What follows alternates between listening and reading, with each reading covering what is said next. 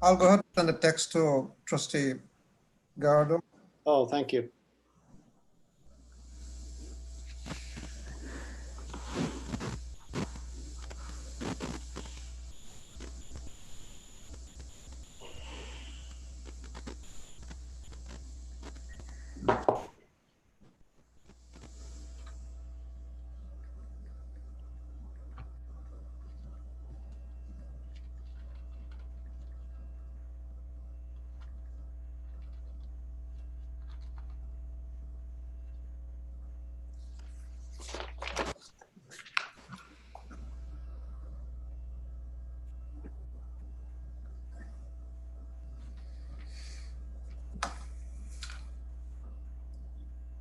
Okay, well, why don't we, it's a few minutes after 4, so why don't we begin?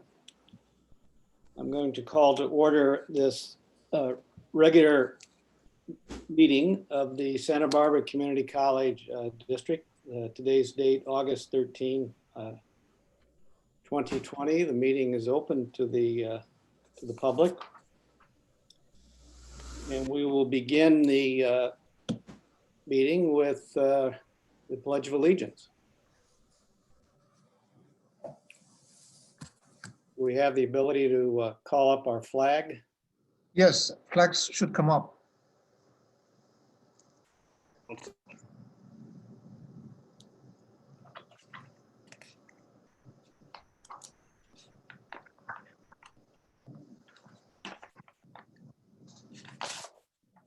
Okay, I don't see it, but why don't we begin? Yeah. I pledge allegiance to the flag. Here we go. Of the United States of America and to the republic for which it stands, one nation, under God, indivisible, with liberty and justice for all.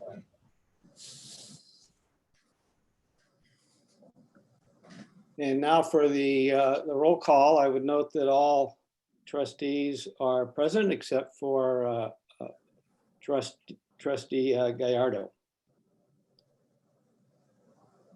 Welcome everybody to today's meeting. We begin with our recognition for longevity. Each month, the college recognizes the longevity and dedication of our employees, and the board recognizes the impact of these employees that they have had on our students, the institution, and the culture of excellence that is the hallmark of Santa Barbara City College. The employee listed below has a 25 years of service is Nicholas M. Medina, a maintenance specialist. I don't know whether Mr. Medina is present this evening or Mr. Broomfield, his supervisor. Not hearing that they are, we still want to recognize Mr. Medina for his very long service to Santa Barbara City College. Anytime somebody is here for 25 years, I think that speaks well for the institution and speaks well for them. We offer our thanks and appreciation to Mr. Medina. Next, we have public comment. Tonight we have requests for 2 comments. They're actually comments on item 12.3 in the agenda, but both of them requested if they could make their public comments now so they don't have to wait until we get to that item. So I'm first going to call on Sally Sanger. Is Sally present?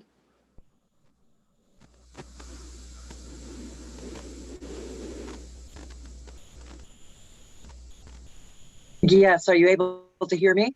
We can hear you, Sally.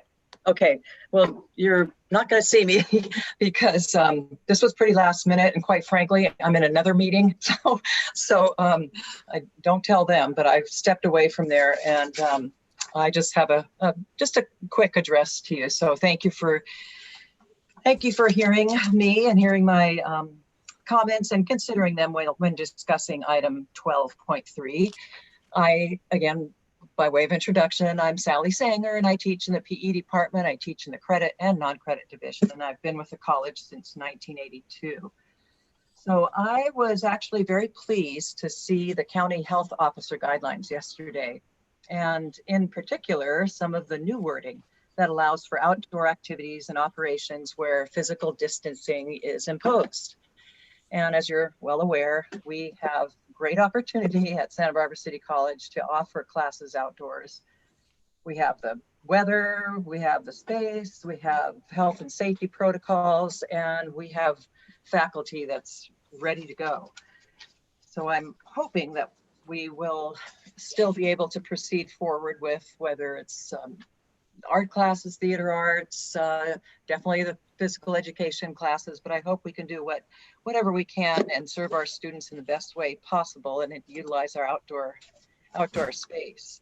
But I do want to just draw a couple of, just your attention to a couple of things on those, that health officer order.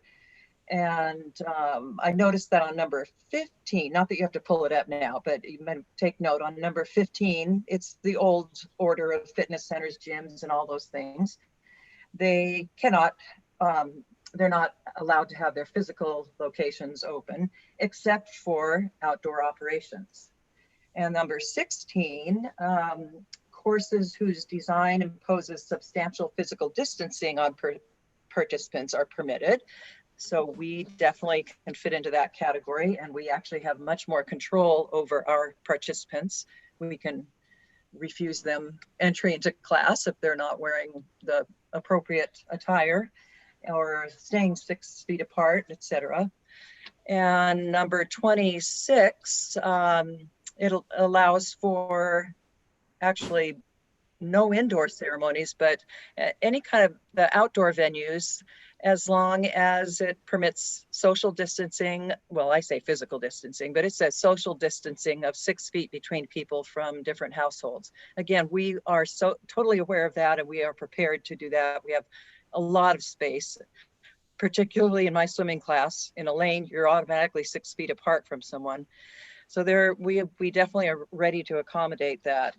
And number 36 is it mentions about sports and physical education. When all of the following are maintained, they're outdoors, there's physical distancing, and it's a stable cohort, such as a class, etc. So I do appreciate that you are, again, considering these things as you just make your discussions on 12.3, and I appreciate you taking the time and letting me talk ahead of that item. Thank you. Thank you, Sally, for sharing your comments this afternoon. Our next public commenter is Dr. Art Olguin. Is Mr. Olguin on with us?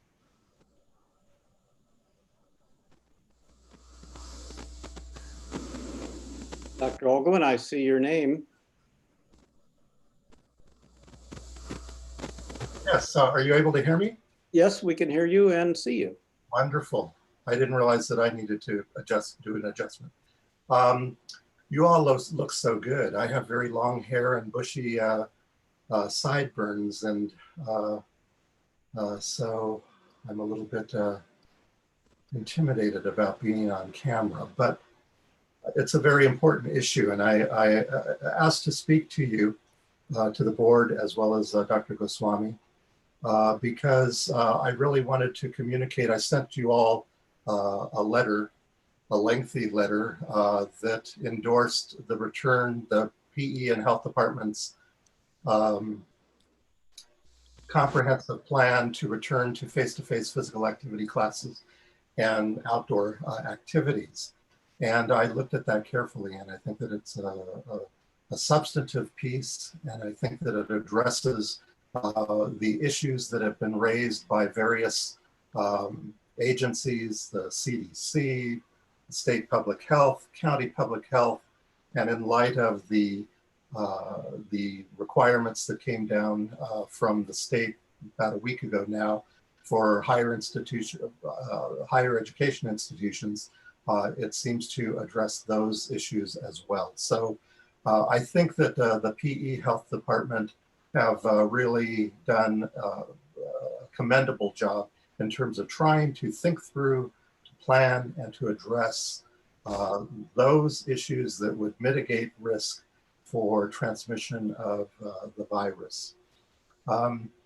I have been at Santa Barbara City College for about 29 years and have functioned as a research psychologist and educator.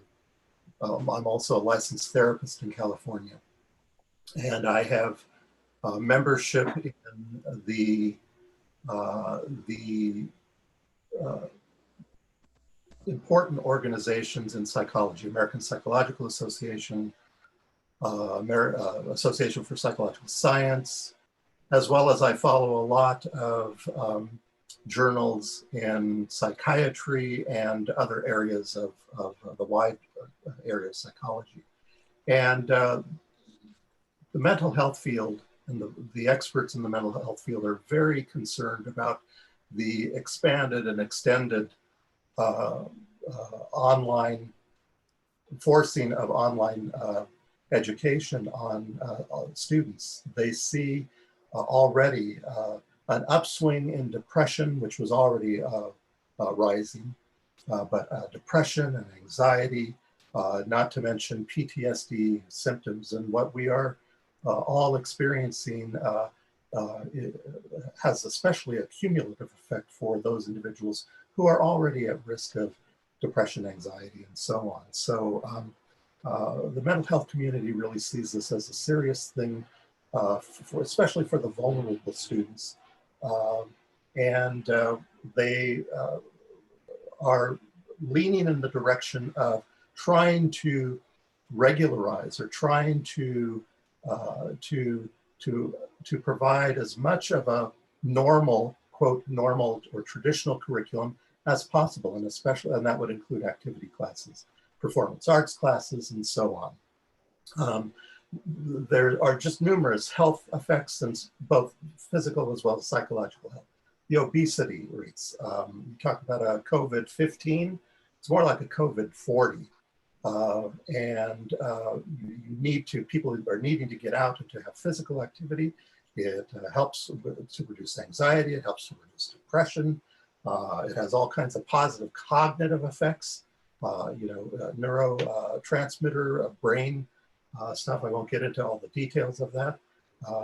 But just last year, we had psychologist Jean Twenge, who came in and talked about the dramatic rates of increases in depression.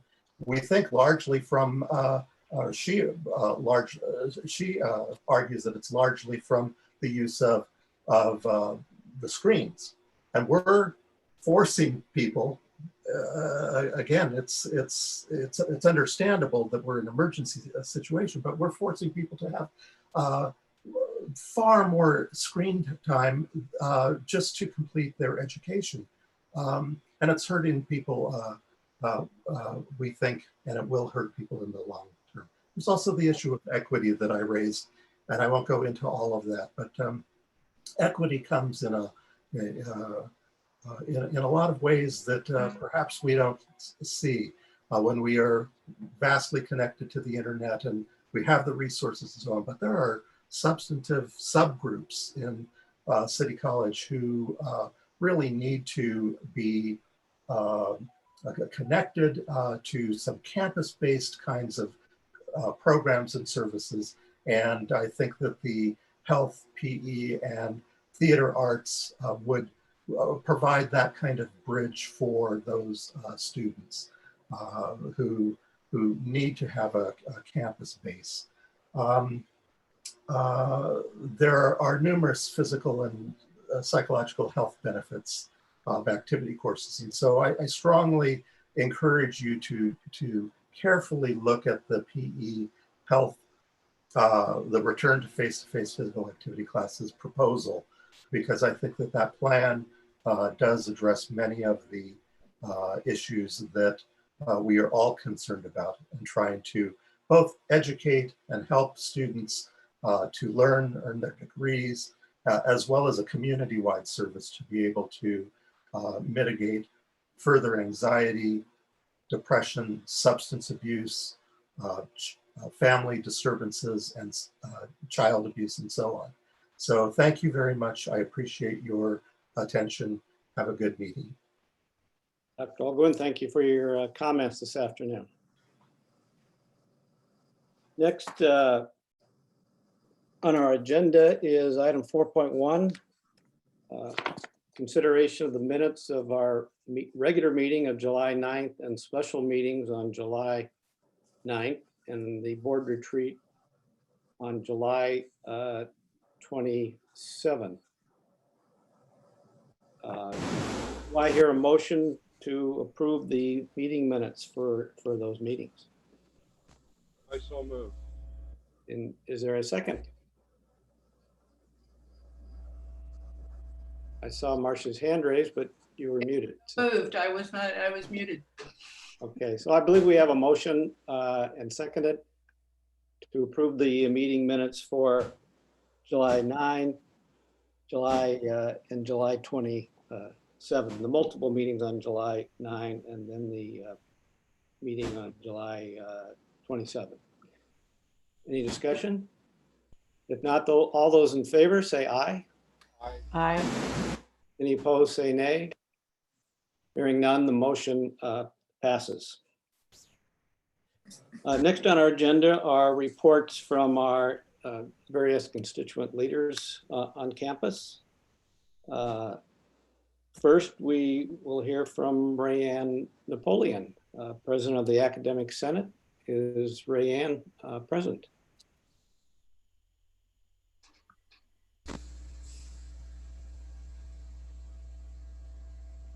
Hi, I am not Welcome. the Cool Kids Club. They only let you in for a little bit. That's it. That's it. Okay. Glad to have you. Okay. Before you speak, Rayanne, would you just give me a minute? Clyde, I forwarded the email invitation to Veronica. So she's, I think, showing up as Dr. Goswami again. So could you please change it? Yeah, I'll make that adjustment. Okay.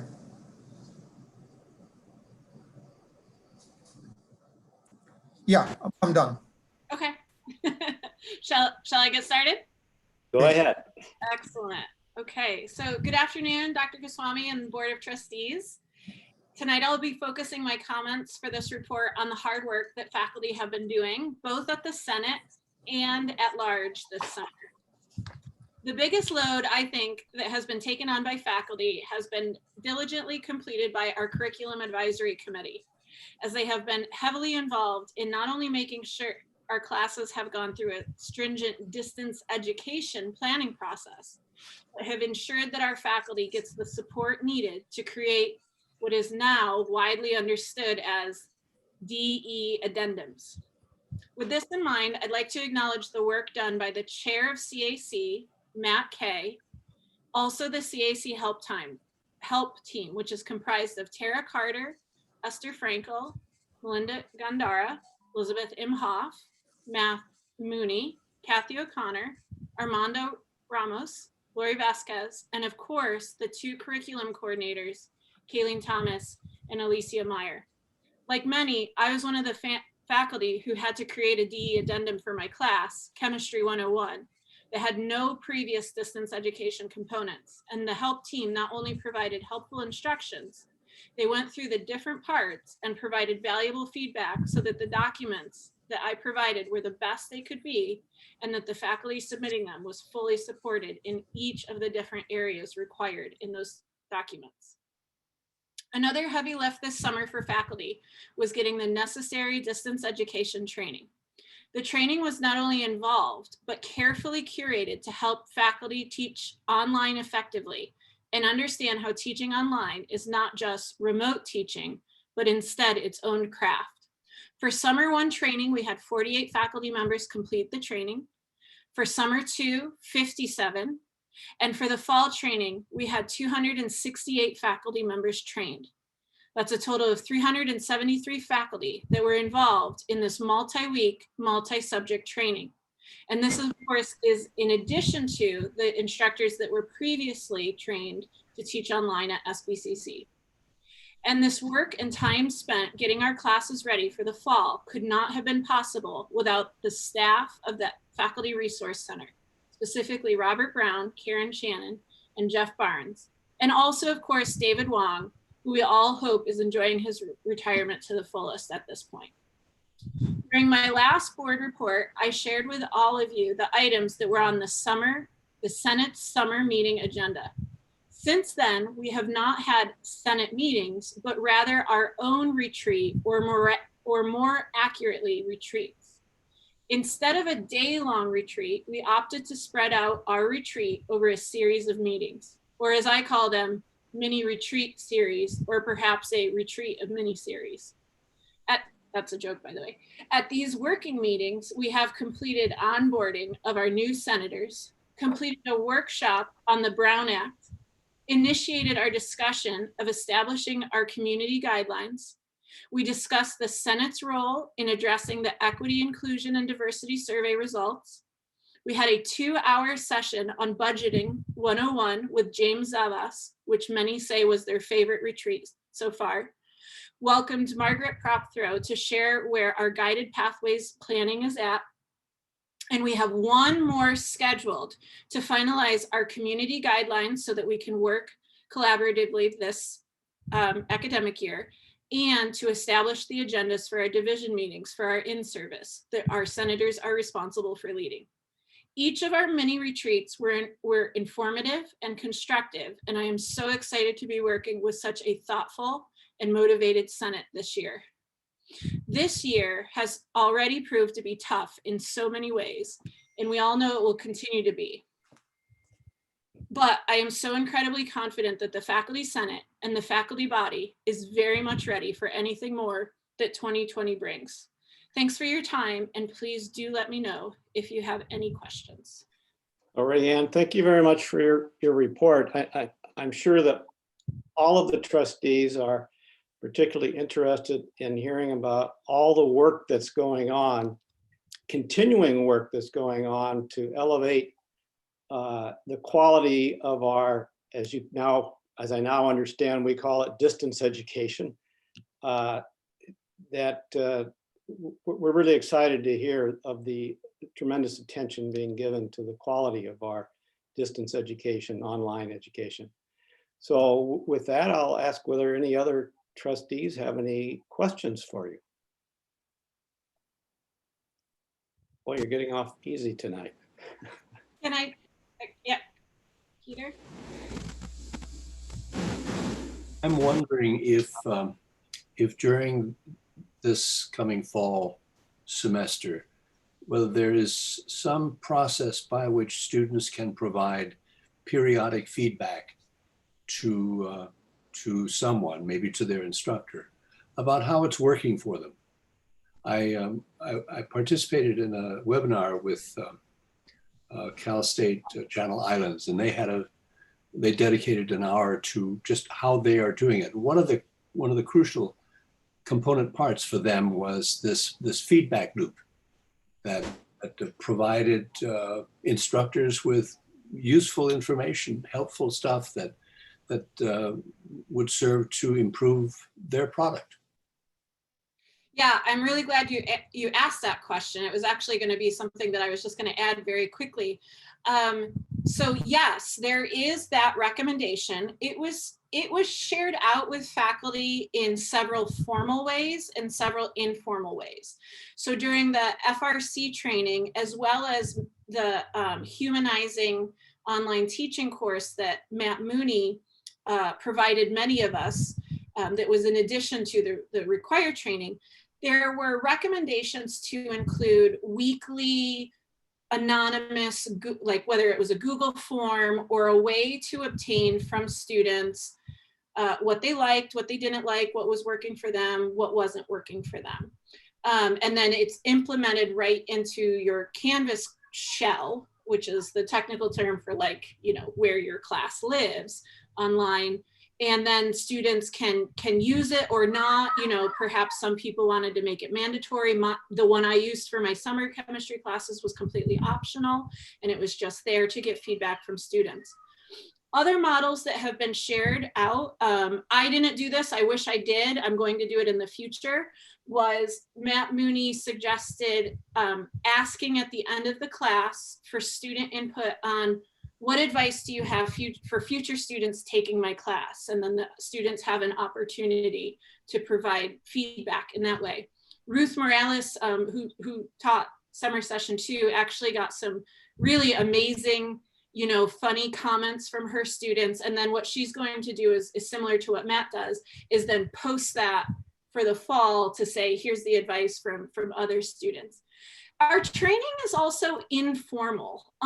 So while a lot of us went through the FRC training, have sat through hours of webinars and you know, taken the non-credit class with Matt Mooney and other areas, a lot of this is, and I'm really excited about this, is just building community amongst ourselves, just help each other out. You know, I'm friends in real life, as I say, with several of the English professors and the math professor, and we have like a group chat.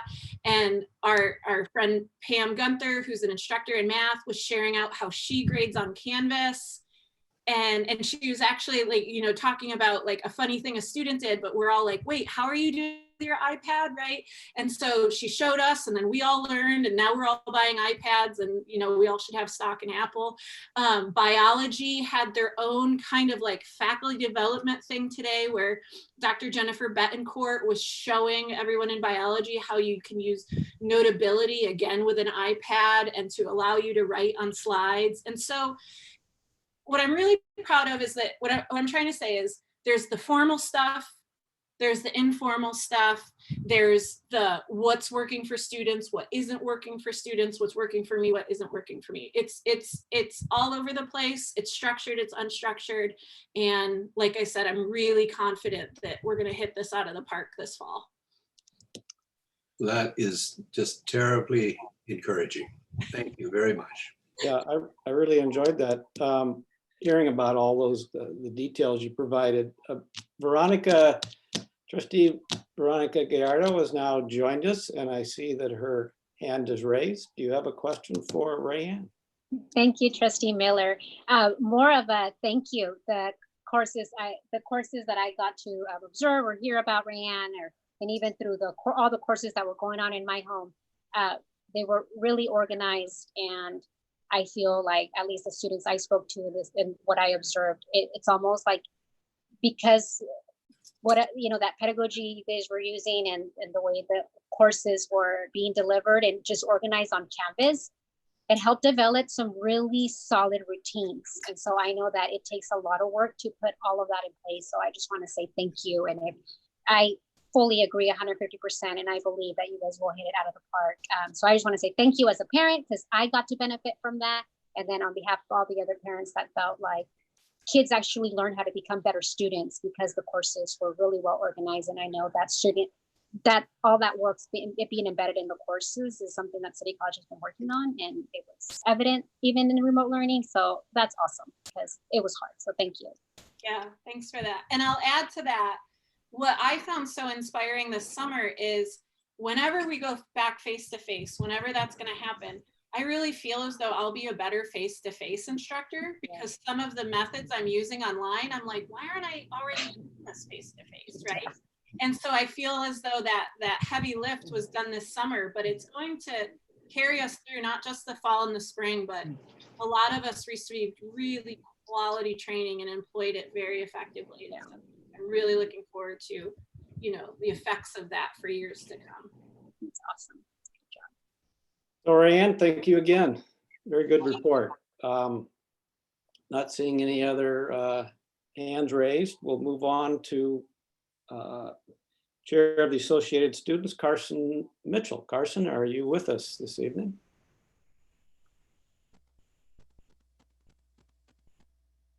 I do not. Hi, can you hear me? Welcome, Carson. Thank you. Thank you. Good afternoon, trustees, Board President Miller, and President Goswami for having me. I apologize for not having my video turned on. I am in the process of transitioning things around at my home, so I have a bit of a clutter behind me. But aside from that, I'd like to start off my report today with some good news. As echoed by the Academic Senate President, Dr. Napoleon, and thanks to her for that wonderful report. We also have gotten all of our new senators onboarded. And we're in the process of getting our regular meetings started. And atop that, we are incredibly ready to go with our applications. We completely understand and are stressing the importance of getting roles like the student trustee, as well as representatives on the advisory committee recently created by Board Resolution 18. But in order to be most accessible, we're holding off on releasing those until the very start of the school year of the fall term. But aside from that, applications are ready to go, and we are very excited to hear from some, participating and eager students. And then another sentiment that we wanted to echo, as previously stated in the public comment, the Associated Student Government also is completely in support of the public safety guidelines recently released by the college, as well as the county public health officer. And so we completely, respect putting student safety as #1 priority, and we would like to thank the board as well as President Goswami for taking the steps to make that possible.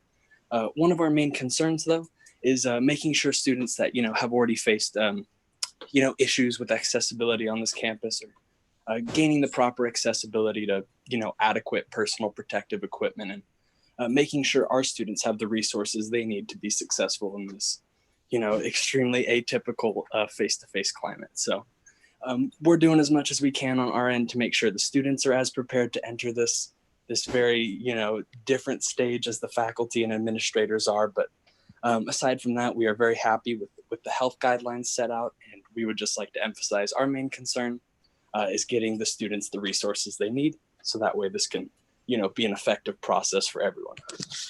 And with that said, I'd like to keep it brief. And that's about all I have to say, unless there's any questions. Thank you, Carson. Do we have any questions tonight for Carson? Not seeing any. Thank you again, Carson, for your report. Thank you. Next is a report from classified employees. Liz Auchincloss. Liz, are you with us? There she is. You're muted. There you go. Okay, good afternoon, Board of Trustees, Dr. Goswami. I first want to acknowledge all the work the classified staff have done to get us ready for school. We work behind the scenes, but there's still a lot of work to do, and all the different areas have been working. And I also want to acknowledge the FRC staff, because since David Wong retired, they've kind of been working, doing all that work, kind of there on their own. So I want to acknowledge them, plus all the other student services staff, custodial staff, everybody. But today I really wanted to talk about our negotiations that we're doing for the COVID-19 reopening. I wanted to acknowledge especially the teams. We've been able to work very collaboratively with interest-based negotiations, even though it's a very detailed and almost complicated negotiations, because it's a moving target and there's really so many details to work out. That kind of relates to your 12.3 today. But we're working through it. We're getting very close to having something we can present to our membership. But our major interest and goal is to make sure that everybody is safe. That means staff, faculty, and students. That's our primary goal. We've been working very well together with everybody on both teams, have that as their primary interest in working out something so we can safely bring back people to campus. So that's kind of our report for today. Thank you, Liz. Any questions for Liz? Not seeing any. Thank you again. And finally, a report from Dr. Goswami, our Superintendent President. Dr. Goswami. Thank you, trustees, and good afternoon to all of you. So August 24th, the curtains will open. Whether we are ready for it or not ready for it, it doesn't matter. On August 24th, curtains will open. And as you can imagine, all systems must be working. And you have had people describe the work that's been going on behind the scenes during the summer to make it possible. If it was a typical semester where now everything is in person, we have had a long history of knowing about it, and so we know how to do it.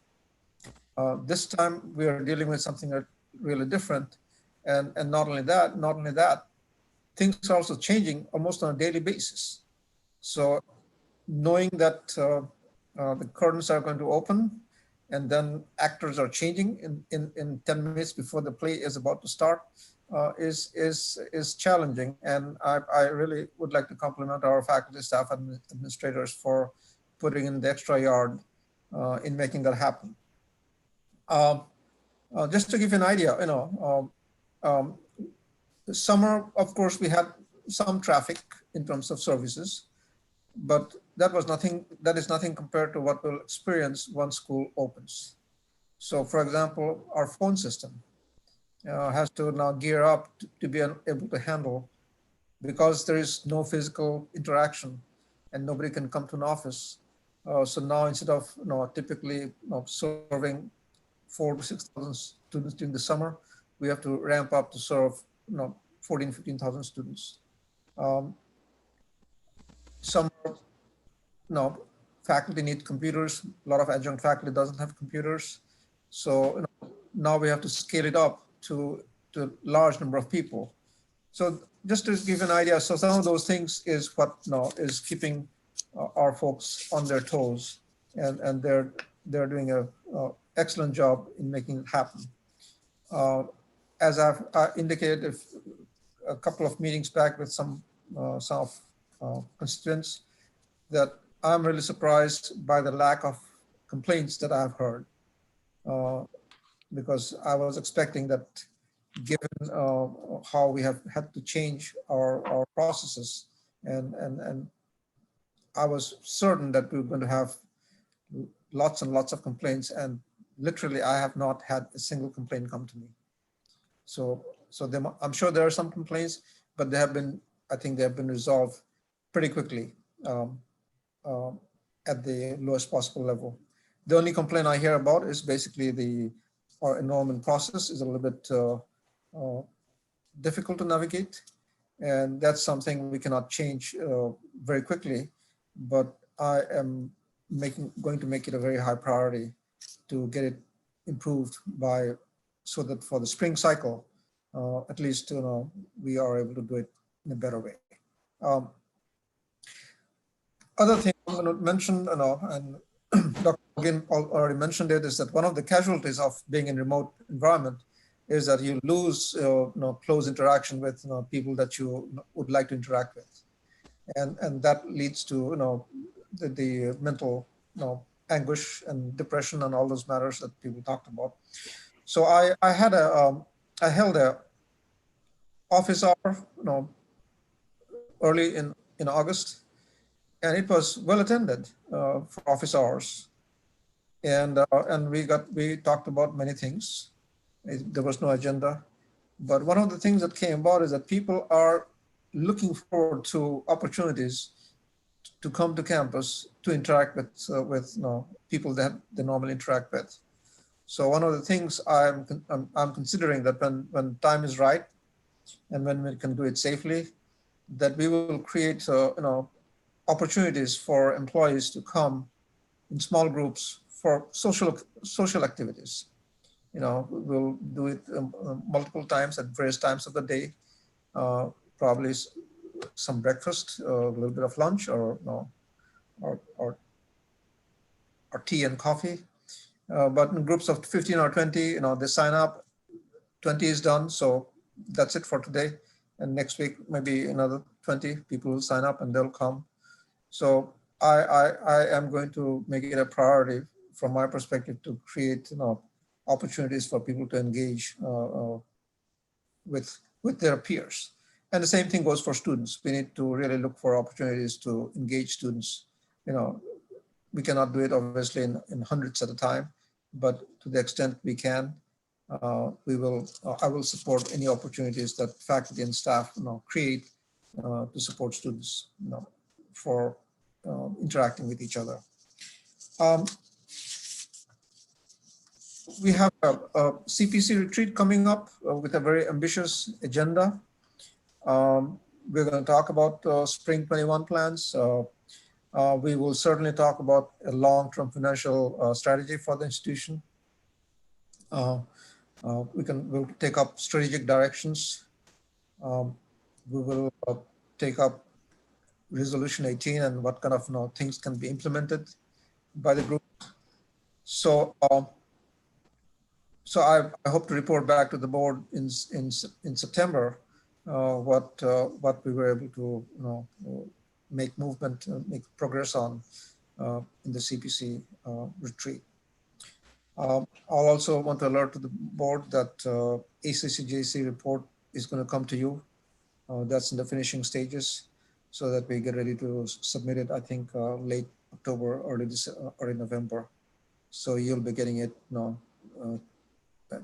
preview it and then, you know, approve it, so that we submit to ACCJC. So that basically will conclude my comments. I'll just add one more item. I'll pick it up later when 12.3 comes up. Is that, well, the plan you have in front of you is a extremely drafty plan. I mean, we just threw everything that we have in there so that you get a perspective of what are some of the things we are, you know, grappling with. And day before we posted it, the higher education guidelines came out, and we were not able to update the document that you have in front of you with the higher education guidelines. And one of the things in higher education guidelines is that there is mention of limiting public access to the campus. That if you have students coming in or if you have employees coming in, don't have, you know, too many people from the public coming to the campus. So that's something we'll have to talk about internally as to how because we know that on any given day, hundreds of people come to walk around the campus. And so, you know, now if you have, you know, let's say 200 students in campus, what will be your position regarding the people who come to campus to walk their dog? So those are some of the things we'll kind of, you know, try to sort out in the next week or so that we can have the best possible plan with us that we can implement. With that, I'm my comments. Dr. Goswami, I see a couple trustees have questions, but I just have one question. The idea of bringing people on campus in small groups to meet sounds like a good idea, but I'm wondering whether the county limitation of gatherings of 8 or 9, I thought it was like 8 or 9 people was the limit for having any sort of gathering. And so I'm assuming we wouldn't be able to do what you proposed until the county has altered that limitation. That's right. That's why I prefaced my comments, but when time is right. Okay. Okay. Trustee Gallardo, you have a question? Thank you, Robert. Thank you, Dr. Goswami. With the accreditation report, do you need anything from us with Standard 4, leadership and governance? I'm planning to share with the board that section fairly soon so that you know what's being developed there. Okay. So you'll have more time to, you know, provide input on that, but the whole document will come to you much later. Awesome. Yeah, just so that we can help if we can in any way. And thank you to the writers and all the people heading up each section. Peter and I attended one of the sessions and it's a lot of work. So thank you. Jonathan, do you have a question? Yeah, Robert, you kind of asked my question, but I mean, I'm just confused on why this is even being considered. I know you said when the time is right, but the time won't be right for so many months. That why is this even in the ether of what we're doing is bringing people who don't live in the same household together? I'm just that we should be doing the exact opposite. Everyone should not be interacting with people outside of their household. And there's a lot of ways to get people to socialize online, and we can provide those, and they can be great if we invest and focus on that. I don't think it should be even anywhere in our minds, people coming to interact with each other who don't live with each other. And we shouldn't be part of that spread.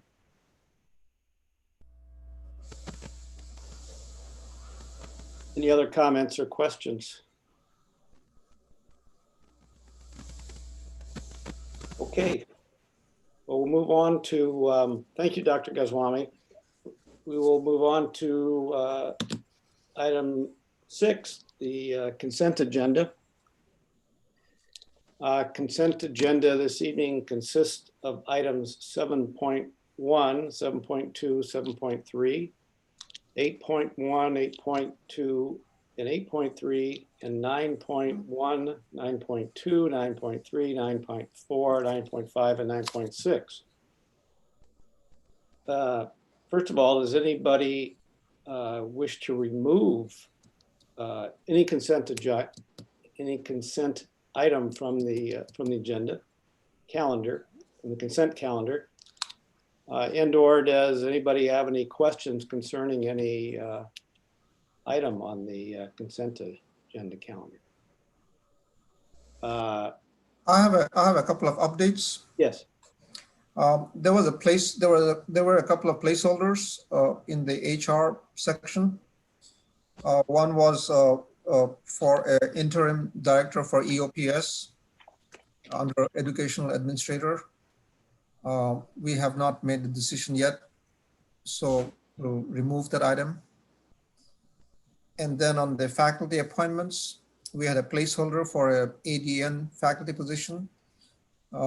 And now we were successful in attracting and getting an agreement with a candidate. And so the name of the faculty member is going to be Lashiwe, Lashiwe, Pepala, Pepala. So instead of the placeholder, that name should be inserted into the faculty appointment. Thank you for that additional information. Trustee Croninger, do you have a question or a comment? Just a question. I don't think this is a removal issue. Under the faculty stipends, we have a number of people who are getting a stipend for time spent, like 50 hours or so. Support approval of equity question on the fall emergency distance education addendum. And I was just interested in hearing more about what that is. It was a little too cryptic for me to understand, and it sounded interesting. I will ask Dr. Alston to provide us more background on that.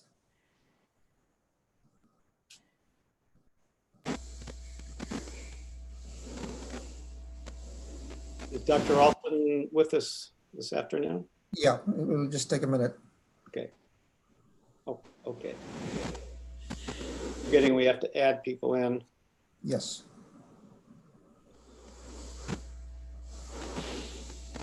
Navigating our new reality in the webinar. Thanks for asking me this question. And you're right, we're always working to improve our descriptions here on the materials that we hand to you for faculty stipend work. This is a team of people who help support the effort to make sure our equity design, making sure that all of our accessibility issues and student representation and engagement were really activated in the online work that faculty needed to do in order to get ready for moving all of these courses into the online environment.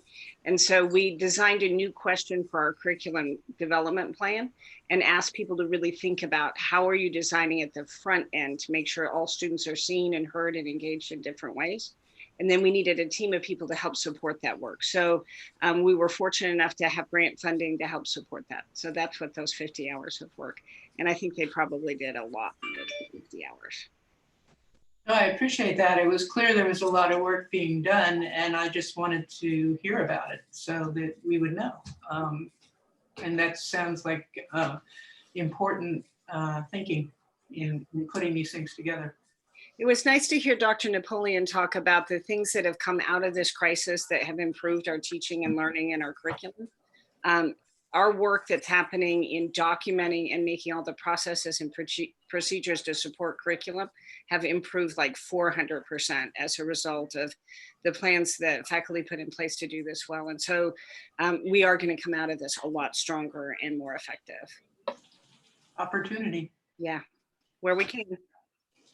Dr. Ralston, thank you. Yeah, thank you, sir. Trustee Abboud, do you have a question or comment?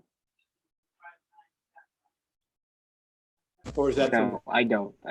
Okay, and how about Trustee Gallardo? I see your hand. Just ready to approve the consent agenda with the amendments that Dr. Goswami mentioned already. Okay, would somebody like to make a motion to approve the consent agenda? I move to approve the consent agenda. And do I hear a second? Second. Any discussion? Hearing none, all those in favor say aye. Aye. Aye. Any opposed, say nay. Hearing none, the motion passes. So we now move to item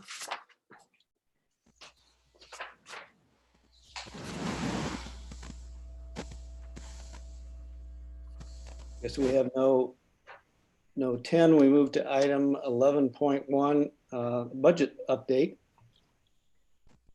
And I guess I'll ask Dr. Goswami if you would like to initiate this. Yes, I would like to invite Lindsay Moss and James Jarvis to walk you through that document. Before we do that, could we just, we've had some new information since our last meeting about the deadlines for the budget. I believe there was some extension of when we have to approve the adopted budget. And as I understand it, that's in October? Yes.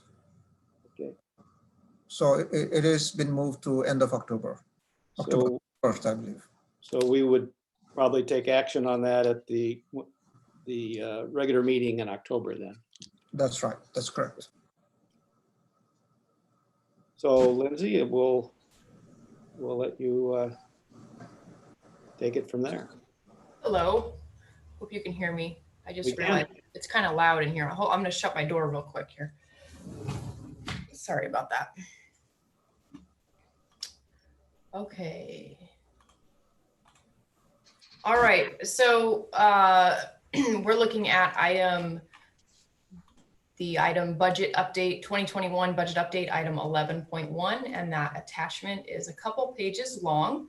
I did not intend to read the document to the Board of Trustees. I trust that it's been reviewed by all of you. Are there certain items that you'd like me to discuss in detail that you had questions about? Or would you like me to do a general overview? Go ahead and do the general overview quickly. Okay. Main items. Okay. So since our tentative budget, we have been working very hard to go through all of the different things we're learning about doing our fall instruction, potentially online, in person, all of these fun changes that we've been going through, as well as the revenue information that we've continued to receive about various COVID-related specific block grants and funds and how we can utilize those funds during this unusual time. So we do have some updated information to share with the board in anticipation for bringing a draft adopted budget to the board at our next meeting in September. And then as Trustee Miller pointed out, we'll bring the adopted budget for final approval on the October 8th meeting. So some of the things we have been working through with our budget are our parking funds and food service funds. Those are separate standalone funds that the parking fund always covers its own expenses by generating revenue through parking passes and parking citations. And we've been pouring through that budget, figuring out as many possible ways as we can to reduce the expenses that are in that budget, since we are not having in-person operations.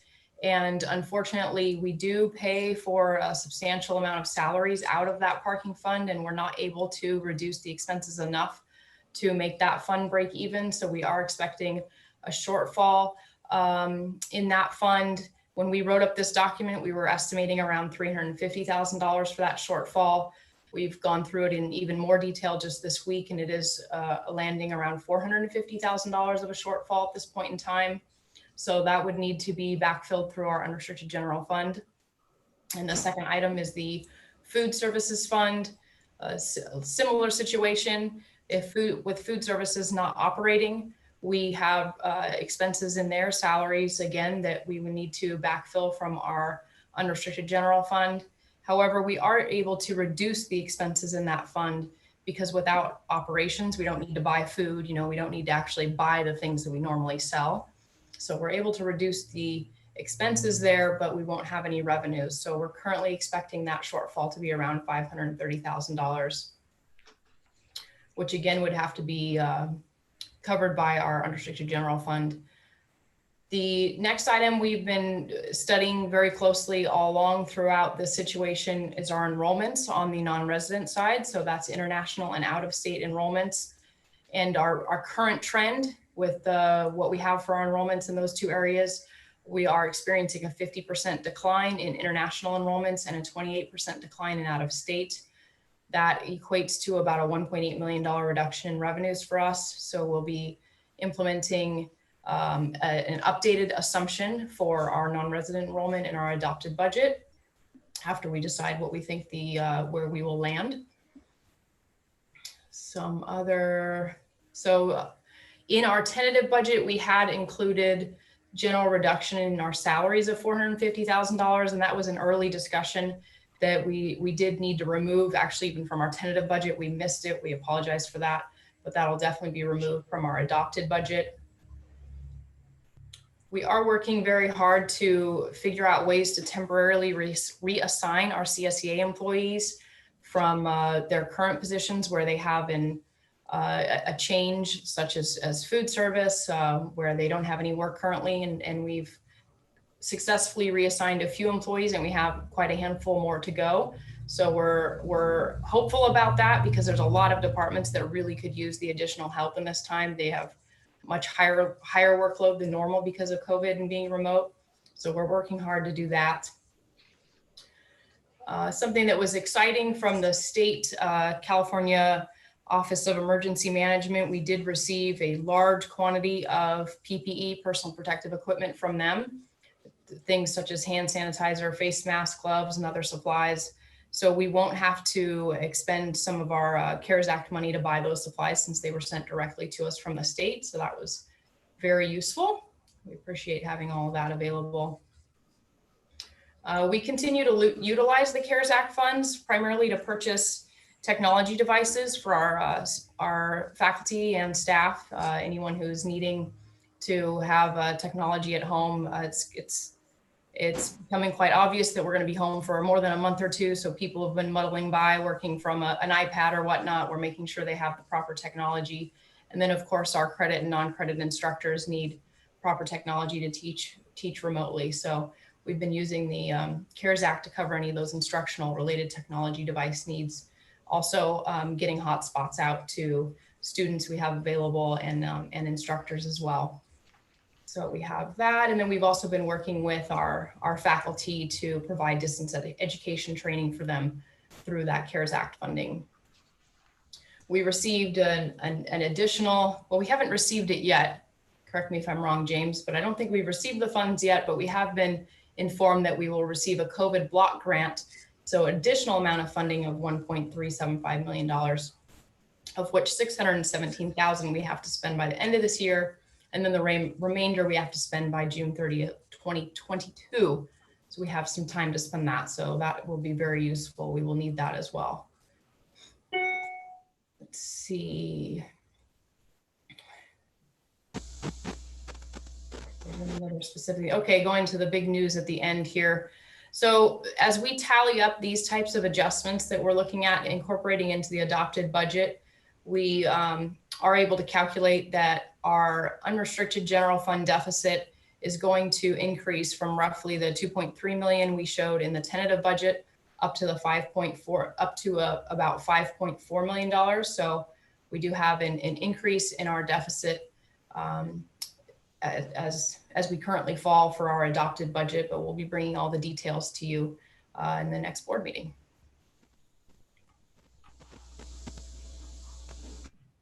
Thank you, Lindsay. James, do you have anything to add to that? No, I think Lindsay pretty much covered all of it. You know, we just continue to make adjustments as more information becomes available on a almost weekly basis, at least. So our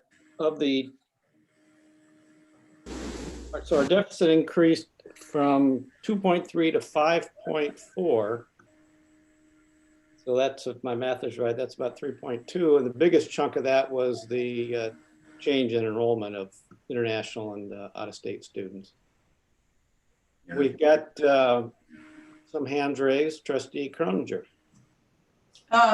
Thank you. I appreciate the update. And I just wanted to clarify a couple things. For numbers 1 and 2, the parking fund and the food service, the numbers you're using are just assuming that we are online mostly in fall and fully back in spring. Is that correct?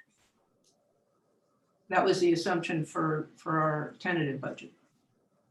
For both of these, James, can you confirm on the food service one? I can't recall, but I thought we were doing online for the full year for these.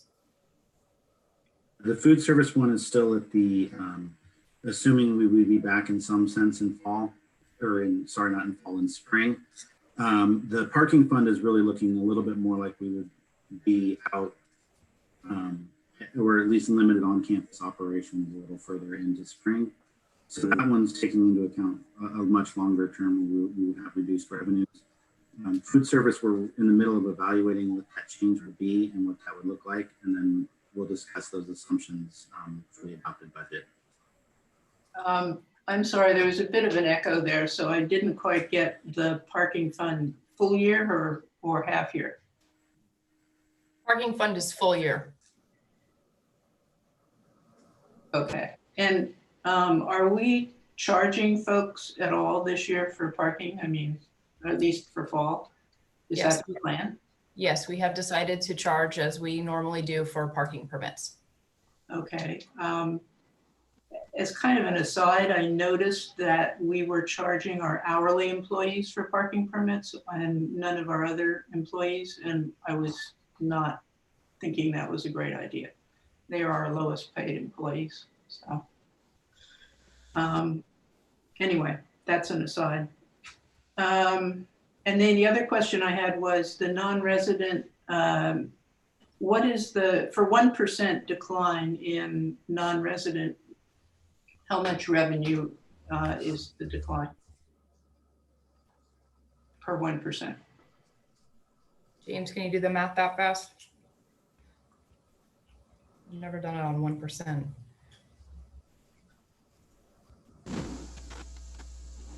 %10% would be $750,000. So I think 1% would be 75,000. That sounds pretty different from what I was using. I tried calculating it from our previous budgets and I got a lower total number than you did, but I was using a higher for 1%. You can. Are you combining international? Later, that's fine. I didn't mean for you to have to do it off the top of your head. I thought it was, you know, already there, so. We'll skip that one. Yeah. Oh, I do have the numbers handy now that I got a second. So 1920 actual revenue we received for international and non-resident combined is $11.8 million. So 1% of 11.8 is $11,800.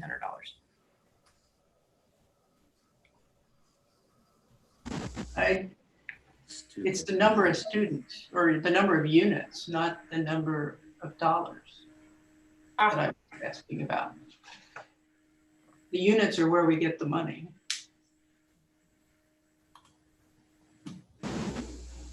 Yeah, we'd have to calculate that.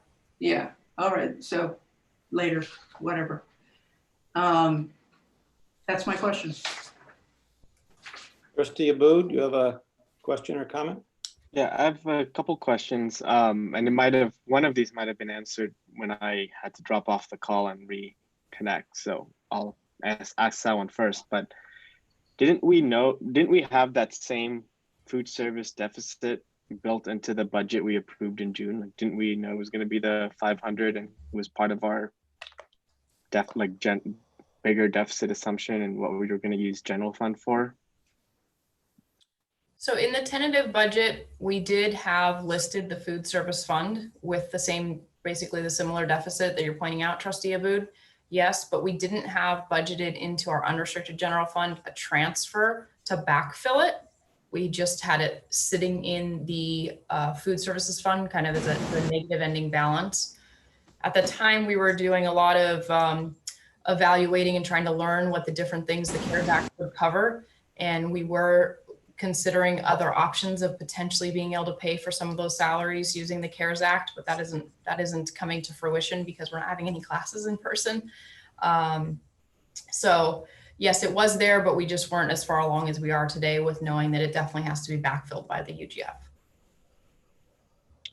Okay, cool. Good to know. Just good clarification. And then for the people who are getting reallocated to different departments, is that reflected, or is that going to get reflected in the budget? Like, are we going to take someone's salary out of food service if they're performing another function on campus? How are you going to represent that? Yeah, that's a great question. And we've talked about that question internally multiple times, and we keep touching base with each other to see if our strategy changes with that. Right now, we're leaning towards keeping those folks' salaries where they naturally live, because this is such a fluid situation. And we have employees who literally are going to work for 20 hours for one department, 20 hours for another department, then may flip back into their home department. It's going to be so fluid that, and the current budgets are established where we have money, let's say in, I don't know, make up a department, human resources.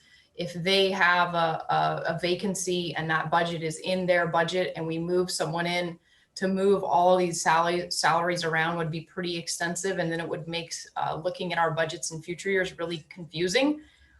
So right now we're leaning towards keeping everything as is, but the beauty of accounting is we can always reclass salaries throughout the year. So if we determine, okay, at this particular group, say food services really does, we should reallocate it somewhere else for some reason, we can always do that. So it can be an ongoing conversation throughout the year if we decide to come up with a different approach.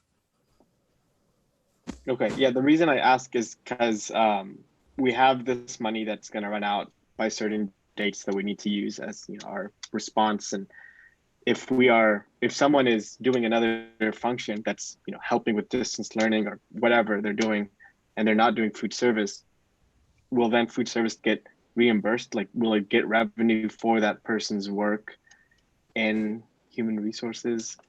Like, how's that function going to get, they didn't spend that salary on food service. That salary went to someone doing a different function. Will the money we have be able to be used in that case then?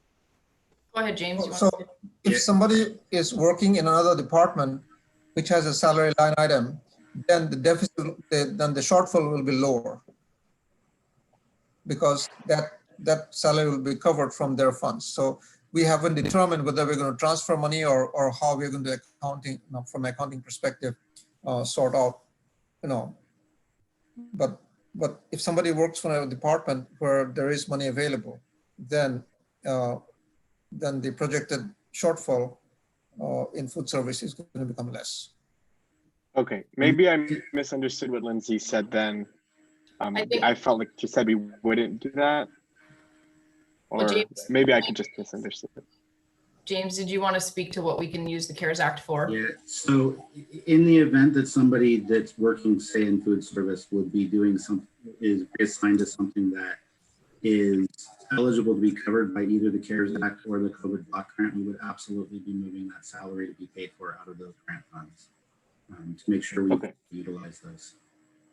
So then the deficit will then get smaller by that. We would need to transfer less money to cover those salaries in that case. Okay, cool. Thank you. That was what I was thinking about, and I'm glad that's what we're gonna do.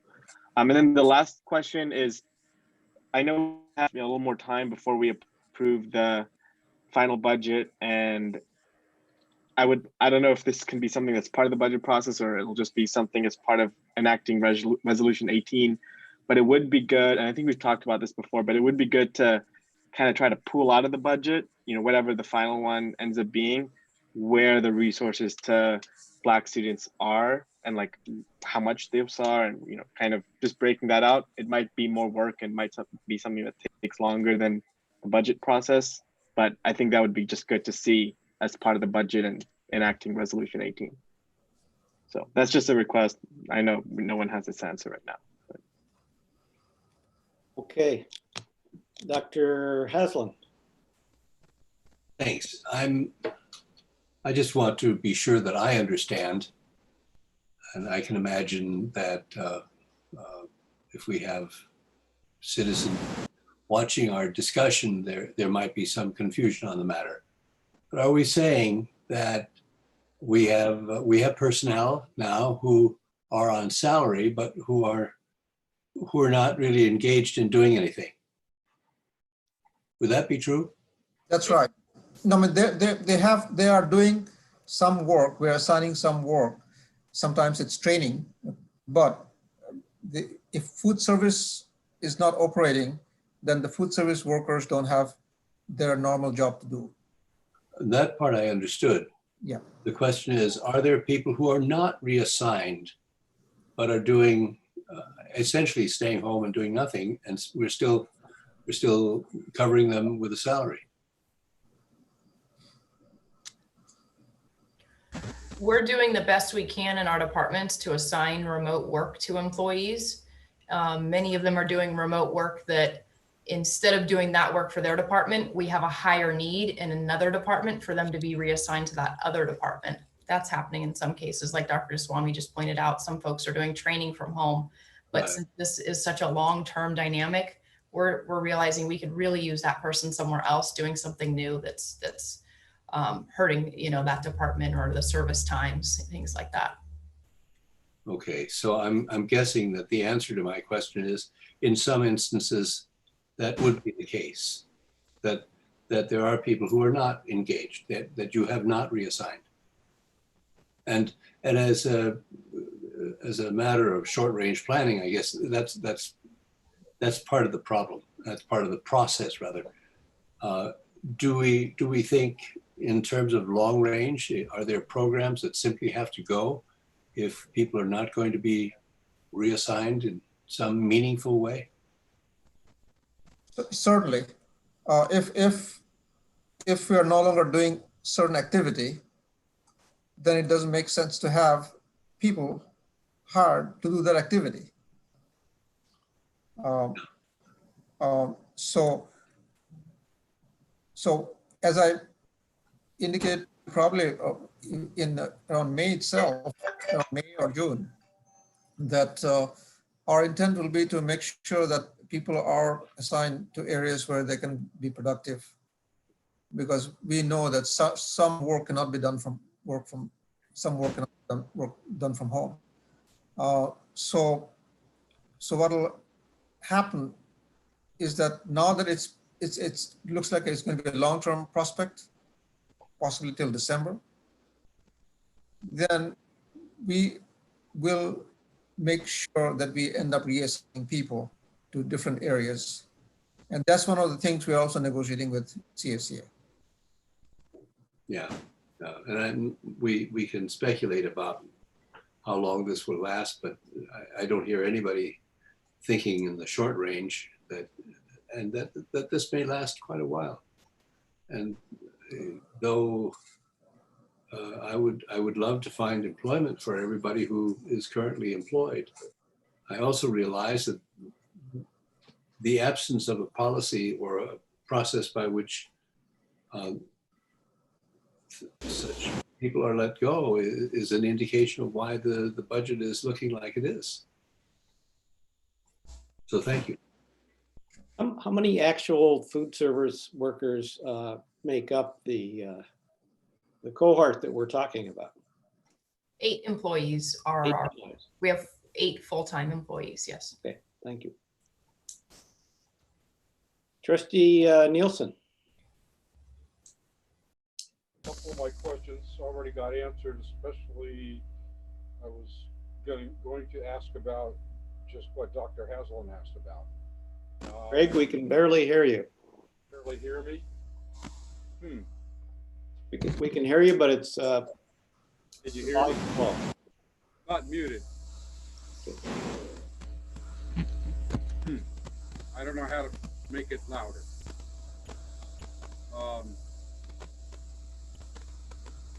Are we keeping track when people are reassigned, like from food services or maybe from the parking department? Are we keeping track of those hours by department that they're going to, so that you can adjust the budget properly for the other departments? Yes. Well, it's understandable that you can't do that before you know what's going on. So then that'll come out of the wash. Hard to predict though. My question is about the parking budget and how it relates to the campus security, whether we have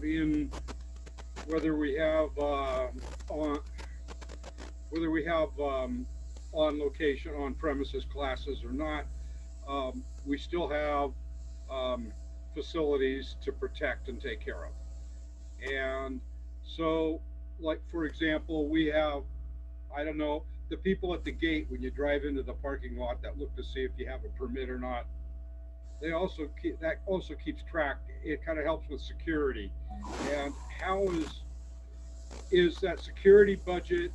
Does that need to be increased, decreased, or changed? How does that, if at all, relate to the parking budget? Okay, Trustee Nielsen, we went through the parking budget in great detail this week, so I do know the answer to that, luckily. The parking fund typically funds significantly more in salaries than the deficit we're even talking about right now. This $450,000 deficit, we normally spend substantially more than that, specifically in hourly employees who man, like you talked about, the gate, who write citations. So we did reduce the hourly budget dramatically, partly because we won't need people really going around and writing citations, but also to help reduce this deficit. So we've reduced it as much as we can while continuing to have enough staff on campus in the security office to make sure that our facilities do remain, as secure as we can keep them during this time. Okay, but that's still a lot of money that that we're spending to do that with no income. Okay. Yes. As you said, we still really need to maintain the campus. Yeah, I just didn't think maybe quite that. Yeah, that deficit in that fund is primarily salaries, but there are some other operating costs that we run through that fund also. I've had a number of my constituents remark to me about what the topic that Peter brought up about people being on the payroll with no jobs. And I know that at some other institutions, for example, and I don't have facts on this, we're at UCSB, I do know somebody worked in culinary services out there, or know of them. that continue to be paid without working because they don't, because the, you know, the administration out there elected to do that. But I don't think we have that luxury. Trustee Nielsen, I'd like to comment in terms of our campus safety and security office. There's far more work than they're even used to having, unfortunately, because our campus is kind of vacant. We have a lot more problems than we typically have on campus, believe it or not. So those folks are not underutilized at this time at all. They're quite busy with lots of calls and lots of folks they're tending to that need assistance during the day and in the evening. Thank you for answering those questions. I think it's critical that the public has access to this information and has enough information to figure out kind of what's going on and what we're faced with. So these discussions are really critical. Thank you. Thank you, Craig. Could I follow up on what Craig just said? Oh, sure. Go ahead. Just a very quick comment, just to be crystal clear. I understand the distinction between short range and long range planning. What we're doing now is helping people remain employed so that they can continue to exist. And I think it would be inhumane to lay them off. But I'm thinking more in the long term. If this looks like a long-term process, then clearly we have to do something in that regard. Thanks. Yes, and that's why one of the items we talked about that I mentioned in the CPC agenda is going to be long-term financial plan for the institution, because we have to make some long-term choices. Because we, as I've told you before, we cannot ride on our reserves for very long. No, we can't. Trustee Parker. Thank you. I'm following up also on Trustee Haslin's comments, and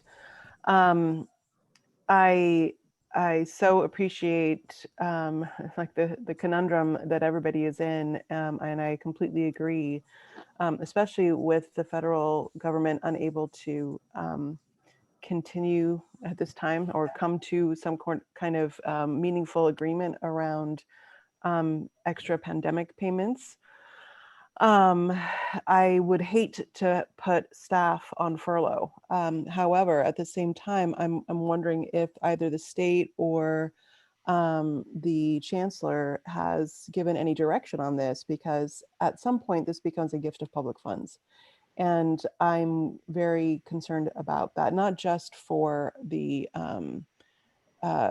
college's budget, which of course, I mean, if this goes on too much longer, then we are essentially, damaging the entire program if we don't make some tough decisions around this. But I'm also simply worried about the legality of it. And Dr. Goswami, I'm wondering if there's been any discussion or direction on that. There has not been discussion along the lines of what you mentioned about ultimately it becomes a gift to public fund, which I totally in agreement with your assessment. But the agreement that the governor and the legislature, which led to the funding that we're receiving this time for next year, had the provision that as a condition of receiving that money, we cannot be laying off people from these certain areas.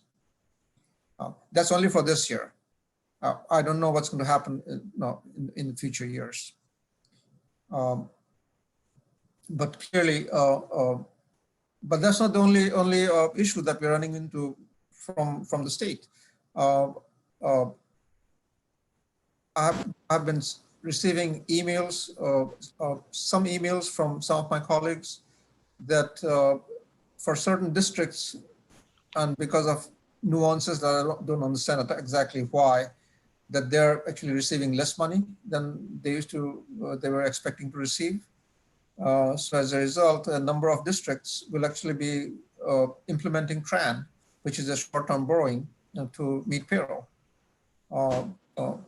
I'm not going to name the districts, but no, what I heard was that they are bringing to their boards this month proposals to borrow money so that they can make payroll, because for whatever reason, for certain districts, the amount of funds that were supposed to come from the state didn't come.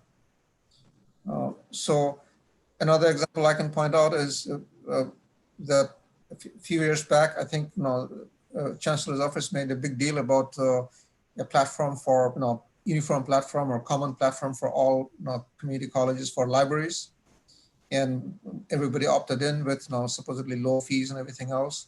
Well, I just heard just 2 days back that there won't be any continuing funding for that next year. But so things are kind of in not only at our institution but also at the Chancellor's office level is quite a bit of flux, because they're also trying to figure out how to kind of utilize the funds that they have and support programs that they asked us to kind of implement.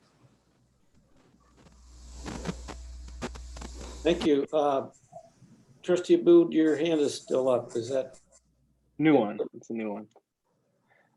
Yeah, I mean, I think the only thing I wanted to say again is, Dr. Goswami mentioned it, we do have the state provision not letting us do anything with those workers. So, at least there's that for their personal feelings of security. But I have every confidence that our administration will find either, it's only 8 people, either something new for them to do this year in the short term or restructure what food service is. I don't think it needs to go away. I think there's a lot of things these people can still do. And I know that's not the discussion now, but as we start talking about this program's budget, it's highlighted here so much, I think it could be a delivery service for students living in town, and they can just pay some rate. I don't know. I'm just saying something, but these are not unfigureoutable problems. This can be figured out. These are people's lives, especially in the middle of a global pandemic. Yes, like Peter said, it would be inhumane to do anything right now. We're paying them to stay home and keep the rest of society safe if they are staying home. Thank you, Jonathan. I share your comments in that regard. Trustee Nielsen, do you have another comment or question? Yes, just to follow up. We are kind of blessed in this country with different types of programs, and the state has really good unemployment insurance. And so it's a matter of whether that unemployment money is channeled through us or channeled through the state or some other means, or maybe some of it's federal. It could get pretty complicated. So I think that Kate's or Trustee Parker's comments and questions was really applicable to the situation. It's not like these people are going to be, subjected to utter ruin, if they're unemployed for a while. And that's nobody's aim or intent. So that's my comment. And it gets complicated, and Dr. Goswami gets paid to administer how we react to this. I don't. Okay, well, Lindsay, James, Dr. Goswami, thank you for sharing that information with us. Can I just respond to that really quick, Robert? Sure. And I just want to be clear that I'm aware that state unemployment, when it's back to this level, it's about half of the amount that they would normally make. It will very quickly lead to our employees' utter ruin. So it is something that we really need to grapple with, and that we have to keep in mind. I completely agree with Trustee Abood and Trustee Hausland and many of us. It's a huge concern. It's kind of a no-win situation. I'm just aware how challenging this is. Thank you. So let's move on to agenda item 12.1, which is report from board members. Does any board member have something they want to report? I'm not seeing hands go up. If not, we can move on. Let's move on to item 12.2. And just by way of background, as it says in the agenda, Trustee Croninger and Trustee Nielsen had questions about the tentative budgets that were presented on at our June 25 meeting. But due to the short notice of the revision to the tentative budget, it was agreed that they would discuss their questions with Dr. Goswami and report back to the board. And I believe that has happened. I hope all of you have taken the opportunity to read the questions and answers that I believe that Marcia put together, as well as some comments and recommendations or conclusions that they reached. So maybe I should ask Marcia to start off this discussion. Sure. Thank you, Robert. And thank you also to Dr. Goswami and Lindsay. And I know we spoke about these questions. I'm sure James was in there as well. And I appreciate your time and effort in addressing these issues. I'm not going to go through the specific questions and answers. I think people can read those. What I thought was more important was kind of to hit the broad conclusions that I felt came out of those. And the first one, all of these come from looking at our tentative budget. It was not from looking, I mean, the numerical numbers I was using come from looking at the tentative budget and not from Lindsay's update. The first thing was that I believe that we really have to look at our operating deficit as a overall deficit, no matter what fund we are drawing on. As I started to say earlier, it's kind of like having different wallets, and some of the wallets have some extra money in them and some of them don't. And food services, for example, was one that didn't have reserves that could cover. And as Jonathan mentioned, that showed in our tentative budget. So what I did was I looked at all those normal things that you would look at for operating expenditures and not at the transfers. You just forget about the transfers because we're moving our money, our reserve money back and forth between the wallets when we do that. And I showed on page 2 how I was coming to a total deficit, and the number based on the numbers I had there was $5,519,000 deficit. Lindsay's update would add the parking amount, and I comment on that later, but that would that also has to be covered, I think you were saying, Lindsay, by our unrestricted general fund to the extent it's a shortfall. We can't have a fund that has a negative number in it. And so we will be covering those as we go forward. So in that list, you can see I was looking at the different funds that represent our operations, and people should feel free to ask questions. There is this paragraph at the end called Other Adjustments, which I realize was perhaps easy for me to understand, but not so easy for other folks. There is a transfer in, not shown in revenue in the tentative budget, of $400,000 from restricted grant funding. And that's basically an overhead sort of transfer. And I wanted to account for that in revenue. I think that's fair to say that is revenue. And then what we were just talking about earlier is the $450,000 assumption of savings that was in earlier iterations of the budget and made it into the tentative budget for furloughing our food services employees. The board never got to a decision on that, and I agree with Peter and Jonathan and Kate and all of those about, you know, what we're talking about here is very difficult, but I was not in favor of furloughing our food services employees because it was a short-term situation. And for the reasons that we've talked about in terms of the human side of this, it's a far better solution to be reassigning them to something else. And I am very hopeful that we're able to do that.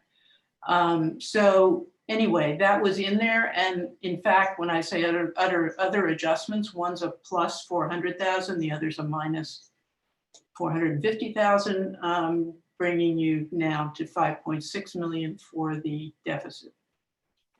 Now, in those calculations, facilities does not appear because facilities are not so much operational, but they are kind of an investment that we're making.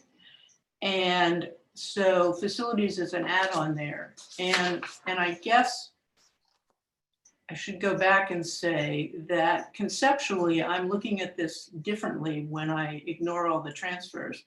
And the fact that the number that I came up with is higher, but not unlike the 5.5 million I think you're at now, Lindsay, my number would be 6 with the parking, 450,000 for parking.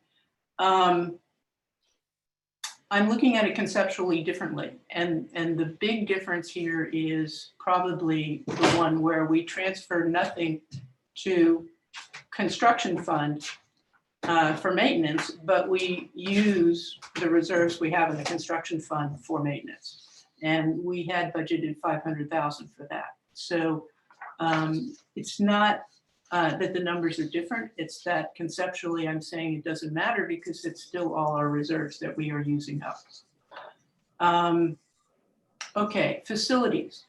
What we are not accounting for in that $6 million deficit is the turf project that we said we would go back and look at in late fall.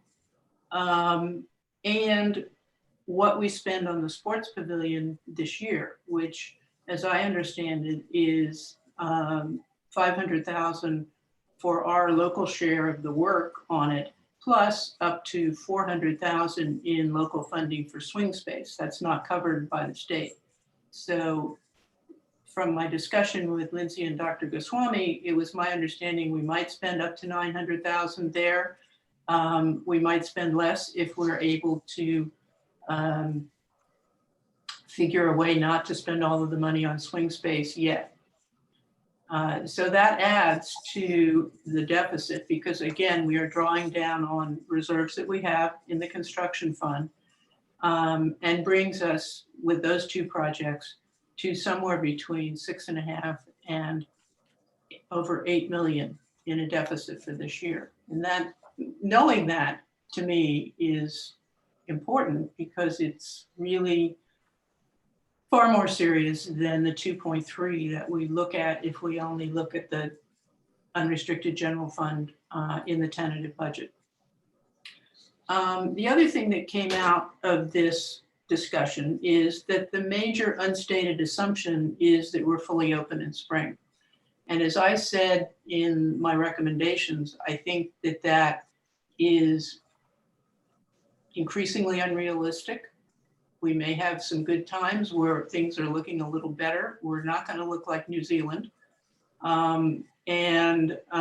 We may well have some worse times where things again surge up. And so I think it is extremely important that we have a budget to look at that says, no, we're going to be online in spring as well, or predominantly online like we are now, so that we understand and plan for, and Dr. Goswami has talked about, you know, the CPC retreat, that we understand and plan for that, which is really a short-term plan. It's not a long-term plan, but it is enough planning that I think we really need to do to understand where we will be if we are mostly online in spring.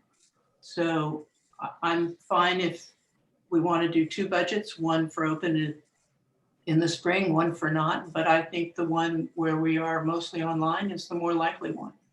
and we should come to terms with what that means financially.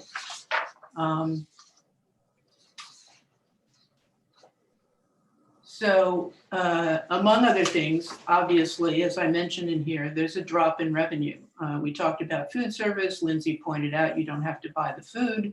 The bookstore sells things other than books. I imagine that's much more difficult. And I just estimated $1 million drop based on what it dropped when we closed in March to the end of the year. And then that's where childcare and parking show up. So I don't think it's a financial decision, and I really want to emphasize this. Deciding whether the college will be mostly online, or in person is health and safety. It's all about putting the health and safety of our students, our employees, and our community first.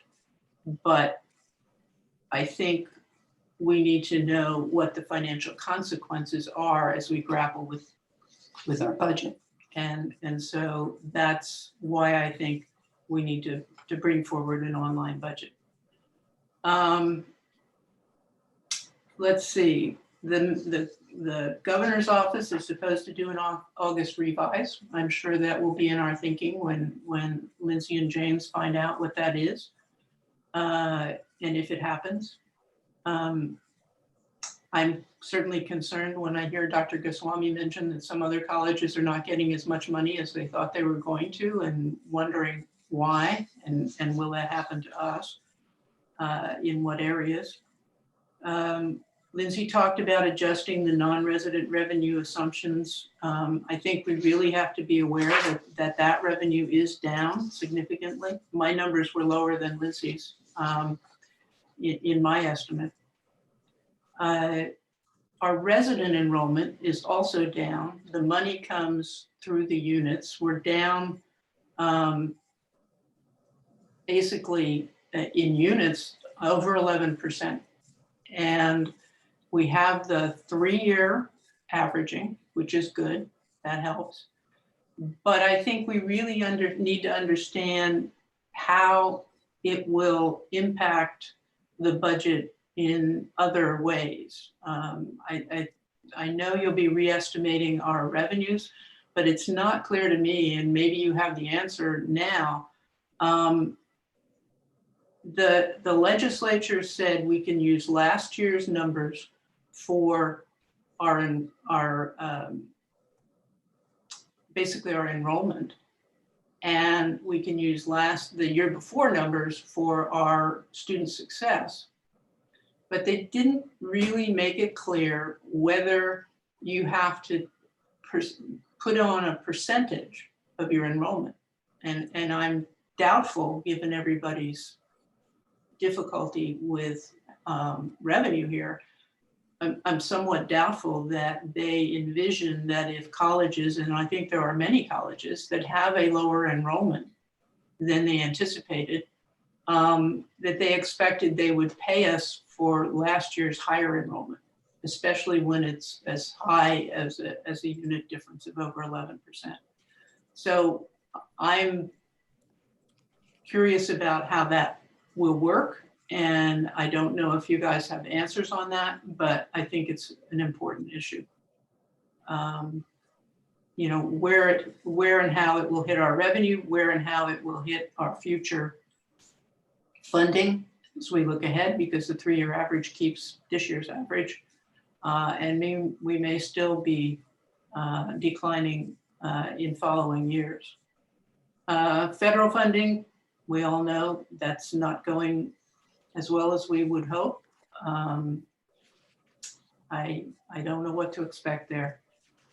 I do think our 5-year projections are too optimistic.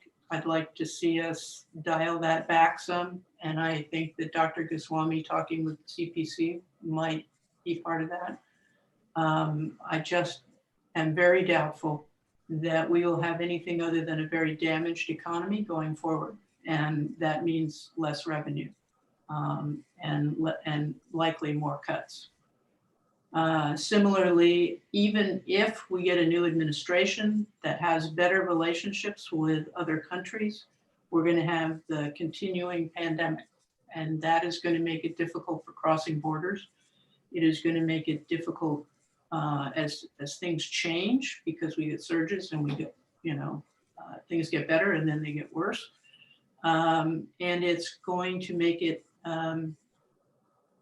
difficult, particularly probably for our Chinese students, which have historically been over a third of our students. And relationships there are not good right now. And it would appear that our current administration likes it that way. And I don't know how you move back effectively in a short period of time from the difficulties we're having right now. So all of those factors suggest to me we're not going to have an easy time increasing international students. I have said before, I think that we tend to talk about them too much in terms of revenue. They're people who enrich our campus and our student life, and we want them here for those reasons, not for revenue. And so, as I have said earlier, I think we should take steps to work our way back from trying to live off of them and use that as a program that can generate some money for offering special programs for the equity issues, Resolution 18, for offering special programs for international students who cannot afford to come to this college, because as it is now, we're only looking for the ones who can afford to come here. And that means that we are not, in a sense, fulfilling our mission of helping those students who are disadvantaged. And I think we're better off if we reach out to the world. And if we want international students, we look for disadvantaged international students as well, not just those who can afford to come here. So those are my major comments. I did suggest some additions to our presentation where we talk about major risks and uncertainties. So we have a chance to pause and think about those. I think there are quite a number. I've listed those. I think we need to talk about how we're going to pay for the sports pavilion. We have a big gap. When last calculated, and I know that Dr. Goswami wants to try to what they call value engineering, which is build a building cheaper. We have a big gap. And when we last looked at it, it was $18 million more than we have.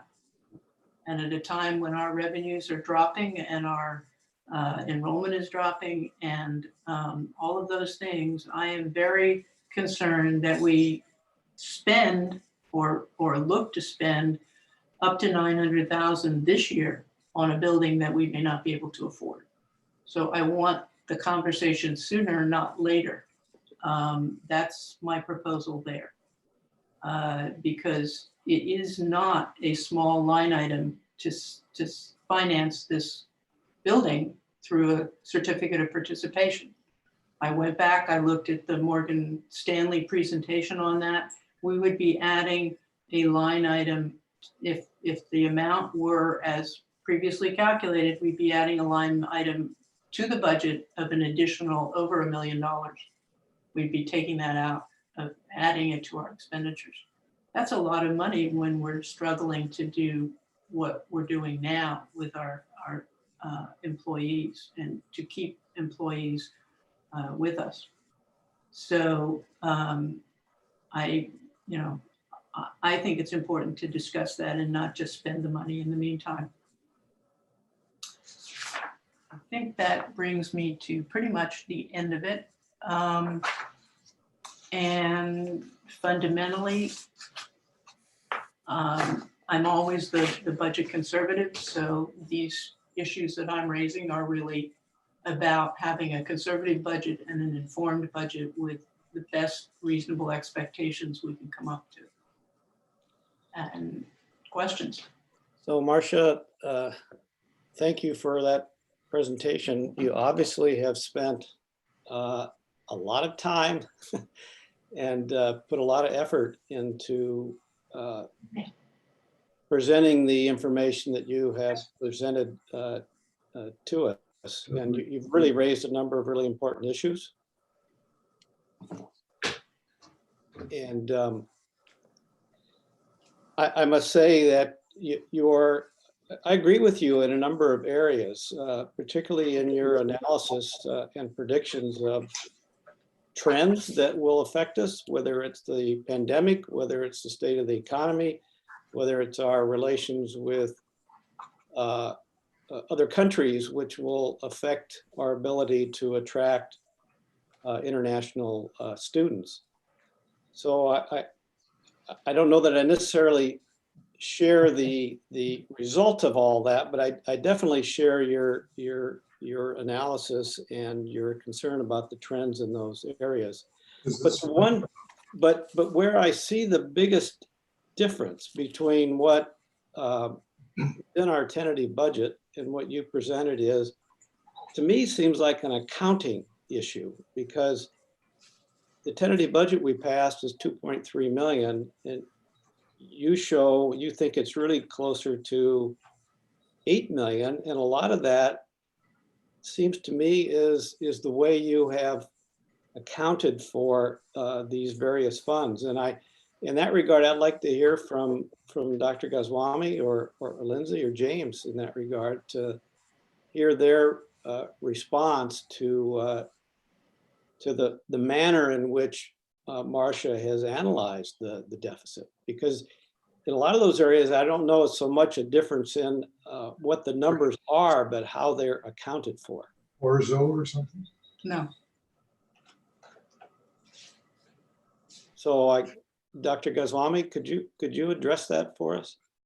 I think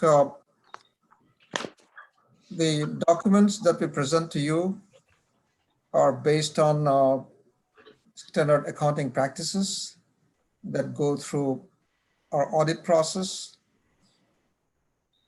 So I can stand behind the document that we presented to you. In fact, if you look at the very first page of the document, you'll see an all funds summary. And in all funds summary, you have a deficit number that's very different from the $2.3 million. So all the information is already there in the all funds budget. Now, when numbers are out there, you can always add, subtract, or look at it differently, or whatever you want to do for your own understanding of what might be the situation. And I'm perfectly okay with that. But I cannot present information that is contrary to what financial accounting rules say that we should present information. So the information that you have in front of you is basically based on standard accounting principles. Our deficit is, as I indicated, if you look at the all funds budget, you'll see our various deficits.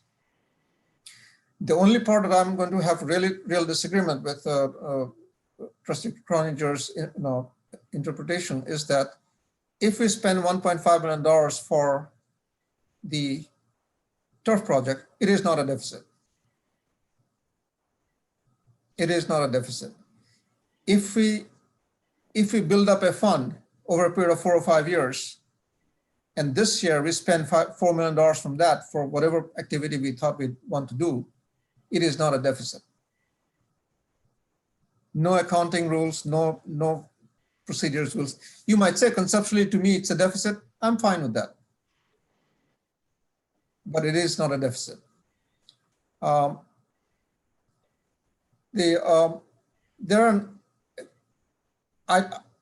appreciate the attempt that Trustee Croninger did, because it took us 8-10 hours to answer the questions.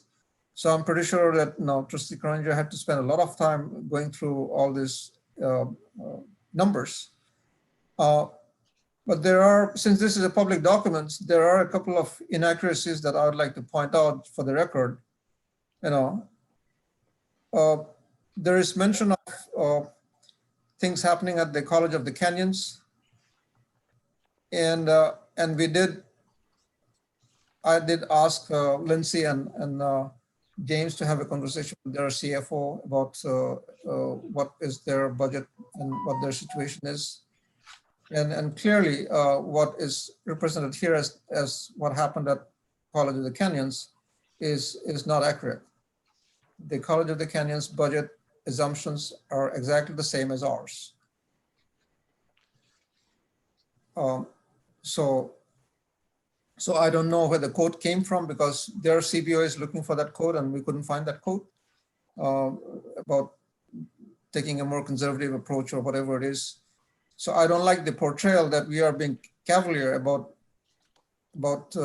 presenting a budget while College of the Canyons is being very conservative, which they have not been. They have been the same as ours, and I'm stating that given the information that we had, we were as conservative as we can be while maintaining, our commitment to students. Similarly, when there is a comparison between, between the PERS and STIRS contributions and implication that we may have undercounted that is clearly not true, because the numbers presented for College of the Canyons was very different. It's apples to oranges comparison. So that's why it's very difficult to go into somebody else's budget to figure out, whether it relates to us. So basically, our numbers are right in line with what is supposed to be in terms of what we know is going to happen with PERS and STIRS. Can their rate change in 3 years' time or 5 years' time? Yes. But from what we know right now, that's what it is. Those are the numbers that we can present. Also, it was since there was mention about long-term, our long-term history in terms of number of budgets. We have actually, it gave me an opportunity to look at our long-term, our deficits. Over the last 10 years, and many of the trustees have not been here for 10 years. So over the last 10 years, I think we had 5 years of surpluses and 5 years of deficits. So we have not had, what do you call a deficit every year for the last 7 or 8 years. I can share those numbers with you at some point in time, but it's not a representation of what our budget picture is. Similarly, when there is mention about that we have undercounted, similarly that we undercounted or always miscalculated our international enrollments, that again is not accurate, because there were a number of years we actually exceeded what we budgeted for international students, and sometimes by over $1.5 million. But I will admit that we are facing a challenging time in terms of predicting what might happen with international students. And that's why I've been saying that if our assessment of if we are not able to pull back from where we are in terms of international enrollments, then we have to have very serious conversations about where we might go as an institution long term. So I will basically say that Trustee Croninger is perfectly welcome to look at the budget differently, and that's perfectly okay, but I cannot present the budget differently. That's not within the standard accounting procedures. So I don't like the implication that we are trying to hide something, which we are not, because our numbers are out there.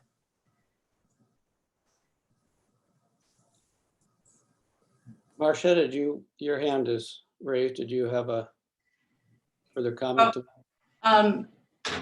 First, there's several things that Dr. Goswami said. I don't think we disagree on the numbers at all.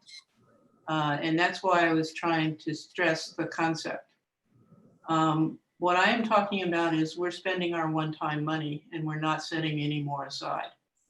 And that is a fundamental problem. And we have been doing that.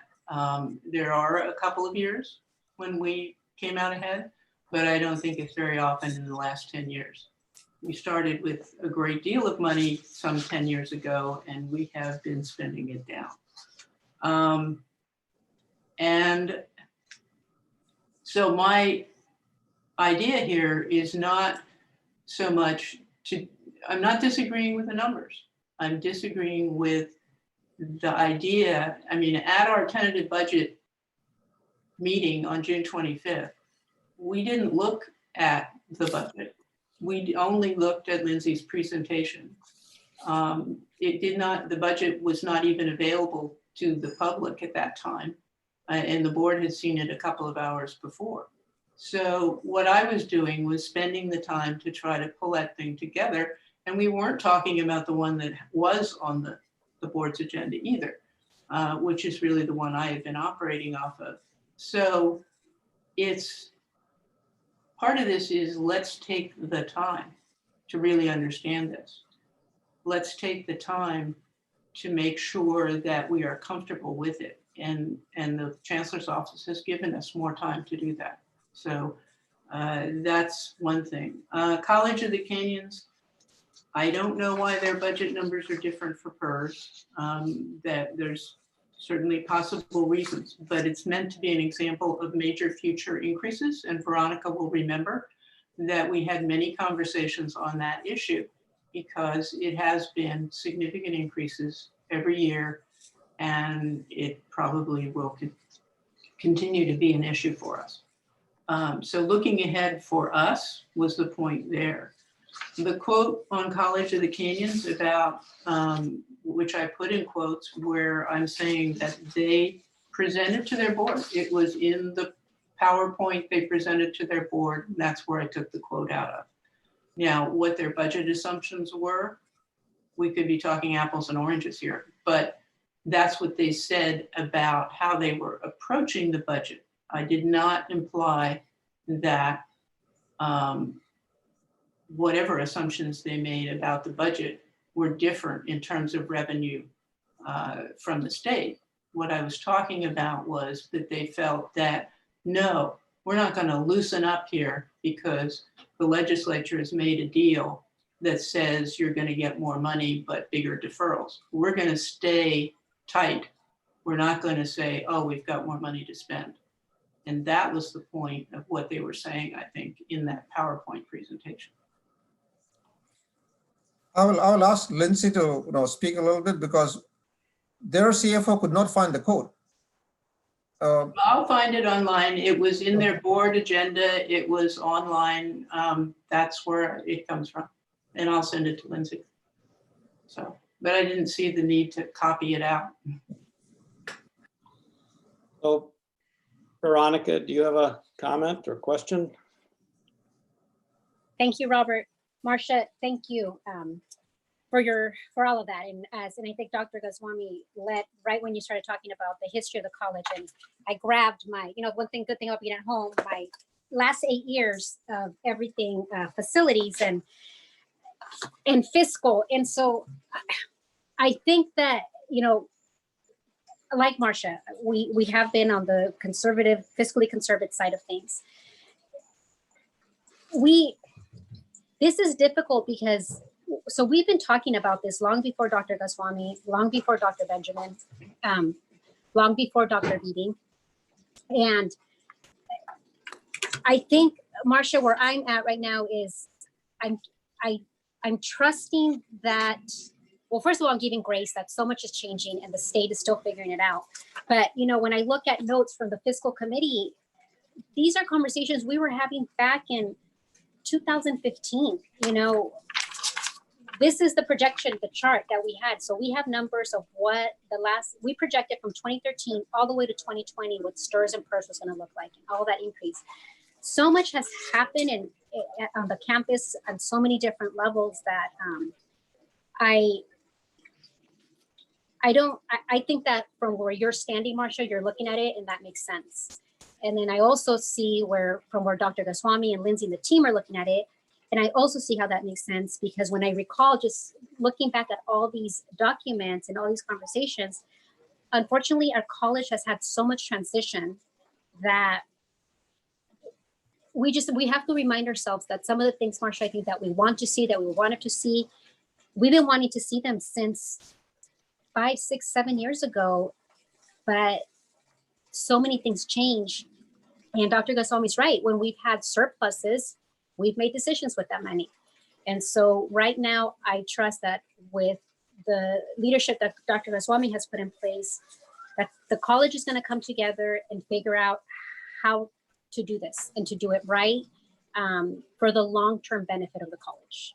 So I guess that's all I wanted to add. I wanted to acknowledge your work and say that, you know, I've certainly valued your collegial relationship with me in the last 8 years. And I, like you, I avidly dive into the budget to the point where I have all these binders, and I just don't want to put the administration in a position where we're constantly, I don't want to say questioning, because it is certainly our fiscal and fiduciary duty to ask these questions, Marcia. But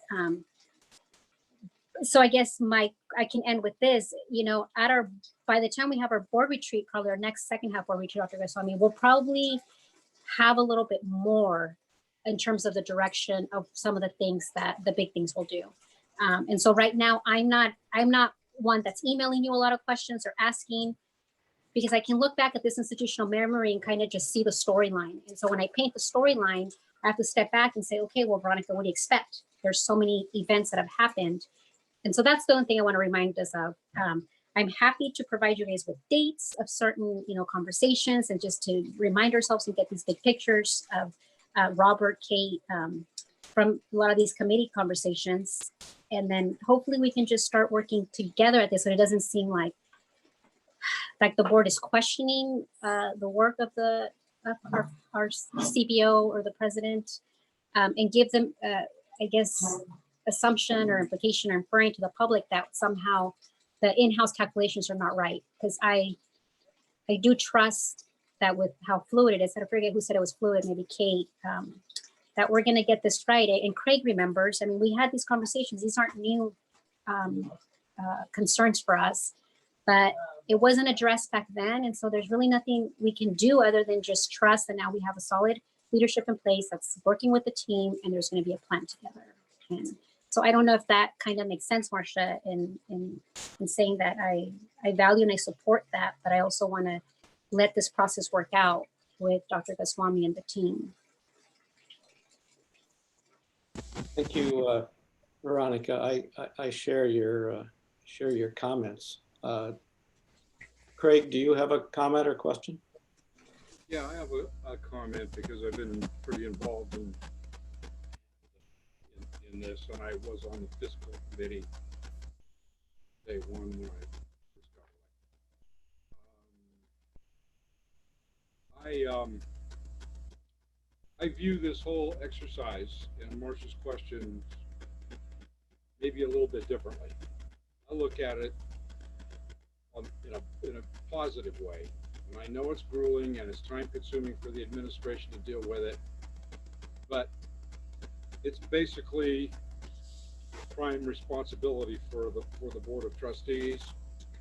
And the board decided that instead of a fiscal committee, the whole board needs to be intimately familiar with the budget and understand thoroughly what's going on. And these types of discussions and asking these kinds of questions are a part of that process of the board becoming educated on the budget as a whole. Some members understand it better than others.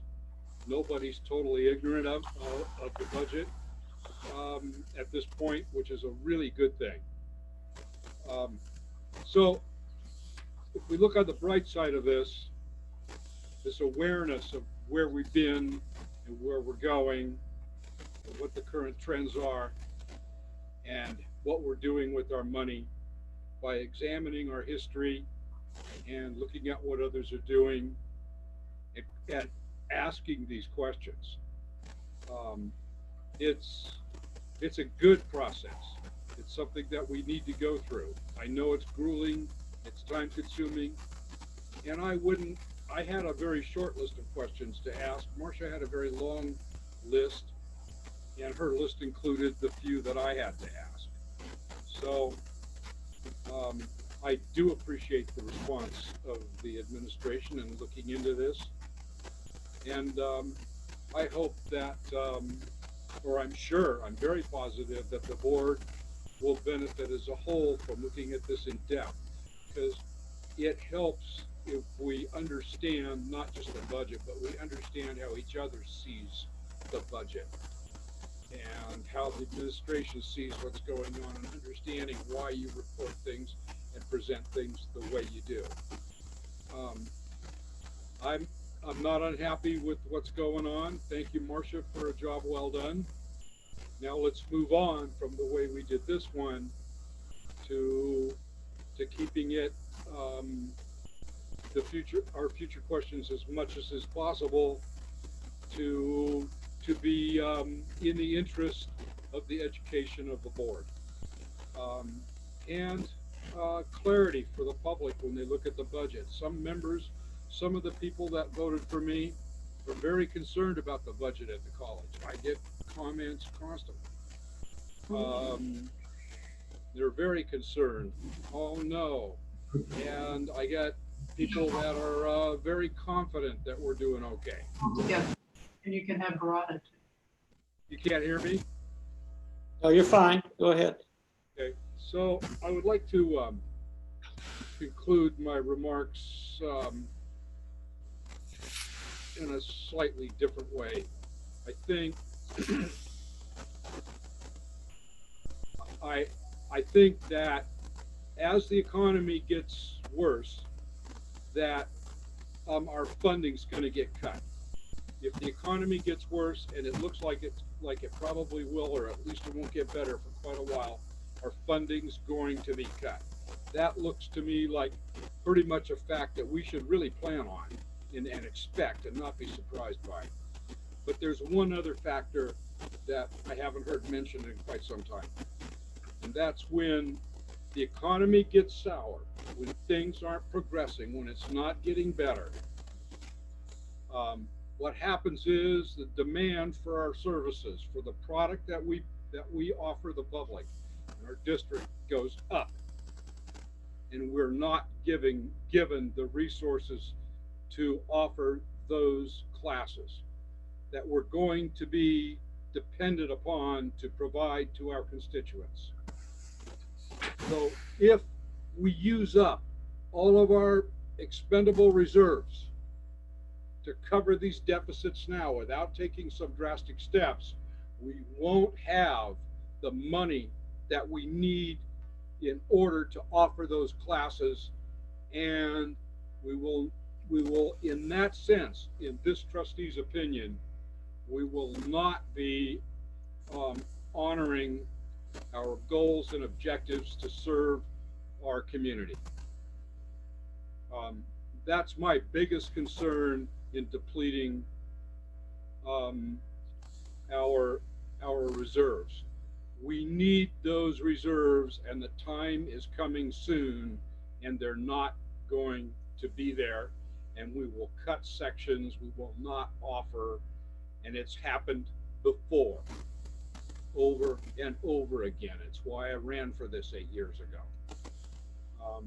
I see it coming. That's my forecast. It's not doom and gloom. I see the need for City College increasing, not decreasing. And I'd like to see the capability preserved so that we are able to meet that need and actually benefit the community.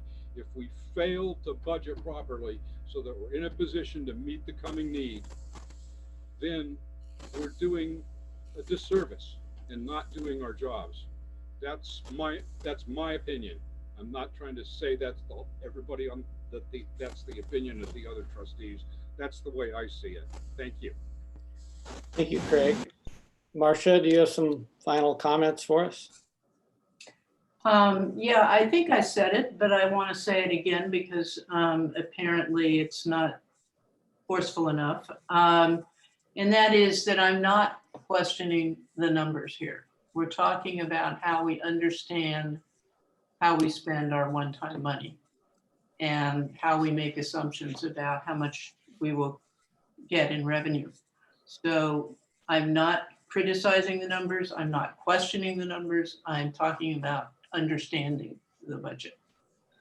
I would like to hear from Lindsay about what she thinks the current enrollment decline means. I agree with Craig that in a longer view, we'll have a recession for a while, and it's likely we will get more demand. But in the short term, we're on a decline, and I'd like to know what Lindsay interprets that in terms of revenue for our resident students, not the non-resident, but resident students. James has been studying the budget information we have on how apportionment will be provided to us based on the situation right now, so I'm gonna let him answer.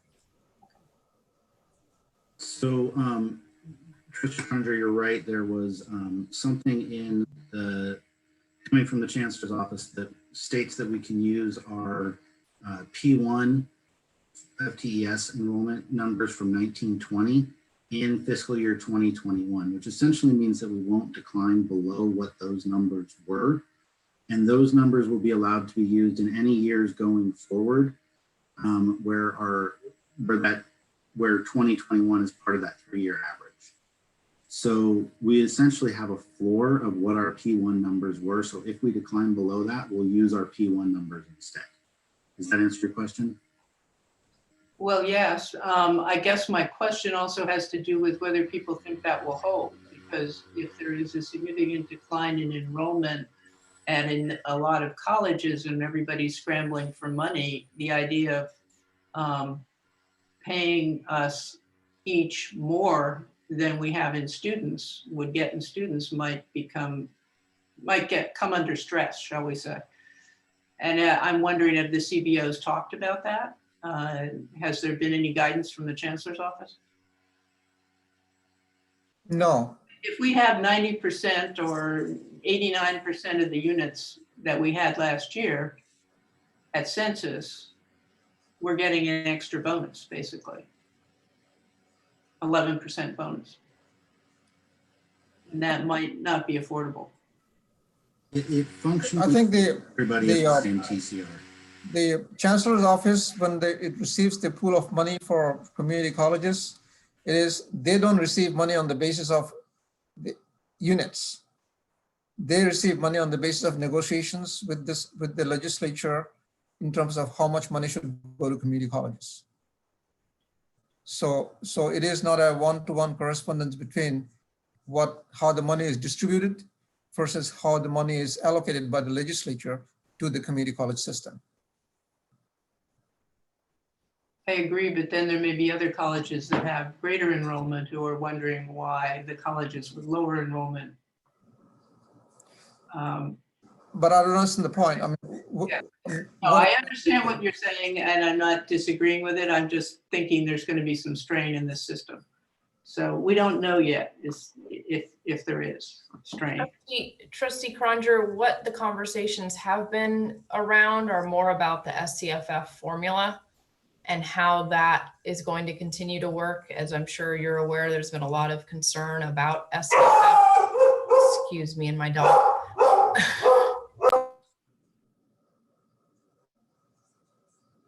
And the CBOs have not been thrilled with that formula from the very beginning. And this type of dynamic further puts strain on that formula because some districts are receiving much lower funding amounts per FTS than other districts.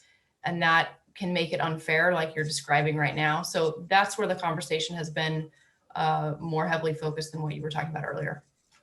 Okay. Yeah, I think the SCFF, if it plays out the way it's beginning to play out now, is that it will actually penalize the districts that need money to improve student outcomes. which was an original concern back when it was proposed. Yeah. So, yeah.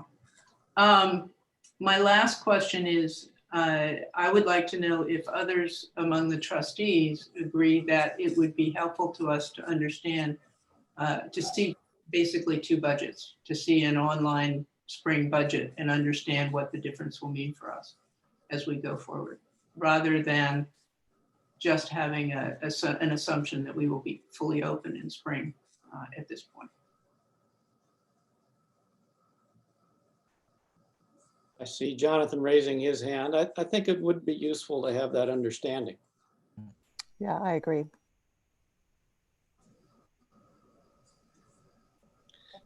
So, Marcia, I want to thank you again for all the work that you put into this. And I know that I'm smarter about budget matters now than I was before reading your two documents. And I suspect other trustees would share that feeling. So thank you very much. We're going to take a 15-minute break and then come back and tackle item 12.3 and then discuss the board evaluation and what we need to do in terms of board goals and a few other items. So we will come back at, let's say, 20 to 7, 6:40. Thank you.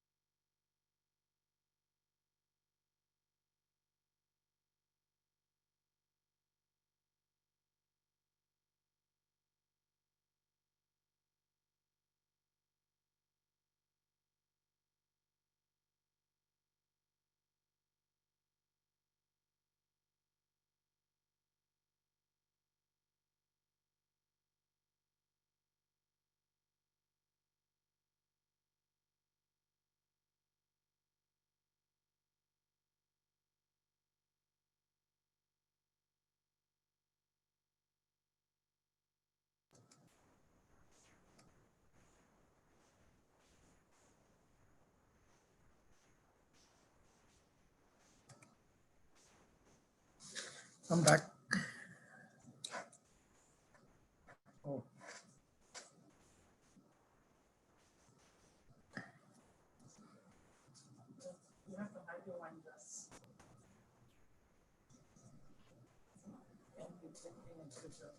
Hello.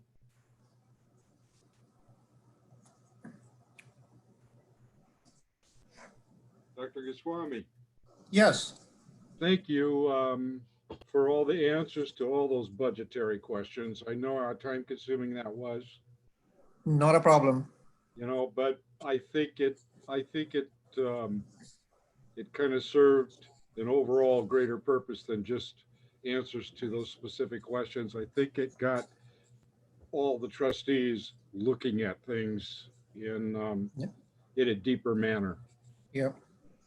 But I've always said that now we will, I mean, my commitment to the board is that we will end up with a balanced budget. Now, to get there, I'll need the support of the board for sure. Yeah. Because you'll have to make tough choices and you have to go along with it. Yep. I wish you, I didn't ask more questions because you're in negotiations right now. So I didn't want to muddy waters for you. Whether I would have or not, I have no way of knowing, but there is potential. So we've got, if we don't cut now, we're going to have additional problems down the road and less flexibility. So, that's a trade-off that you can make in your best experienced judgment. And I have faith in what you said you wanted to do. So go for it. Dr. Goswami, I want to remind you, y'all are still being live streamed. Live streaming, okay.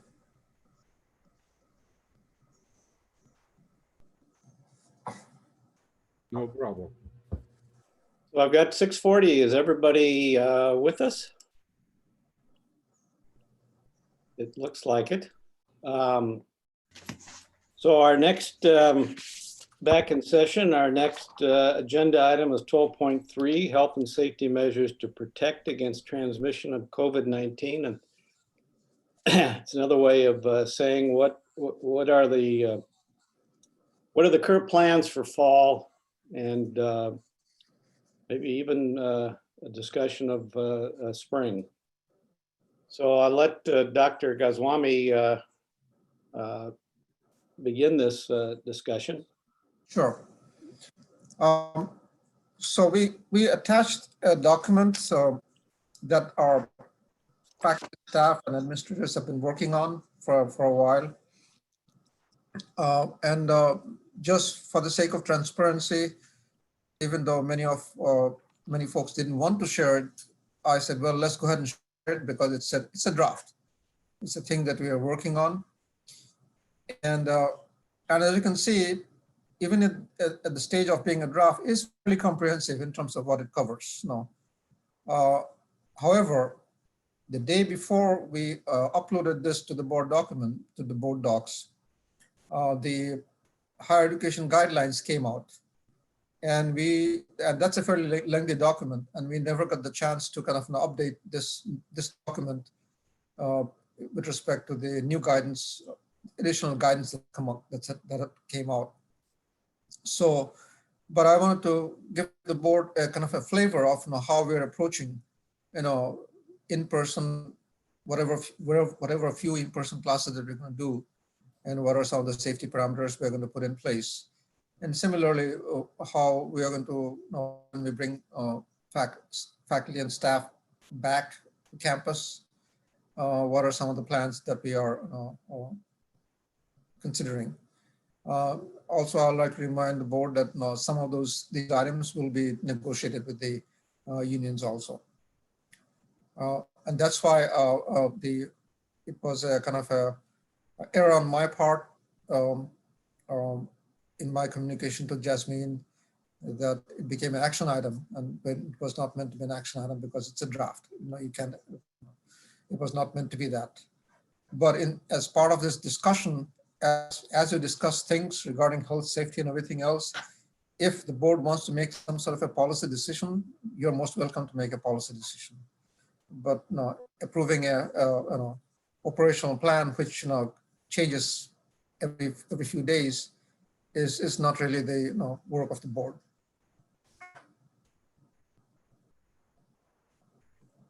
And I have a couple of staff members on standby who knows more about the details about the various nuances of those of the plans. So if you have questions, we can certainly ask them to join in. So Dr. Goswami, just let me try to begin by mentioning, I want to be sure I got this right. The document that came out a few days ago was actually issued by the California Department of Health and Cal OSHA. And it provides, it's described as a COVID-19 industry guidance to institutions of higher education. That's right, IHE. And I haven't myself read it in detail. I've kind of glanced through it, but it gives lots of guidelines for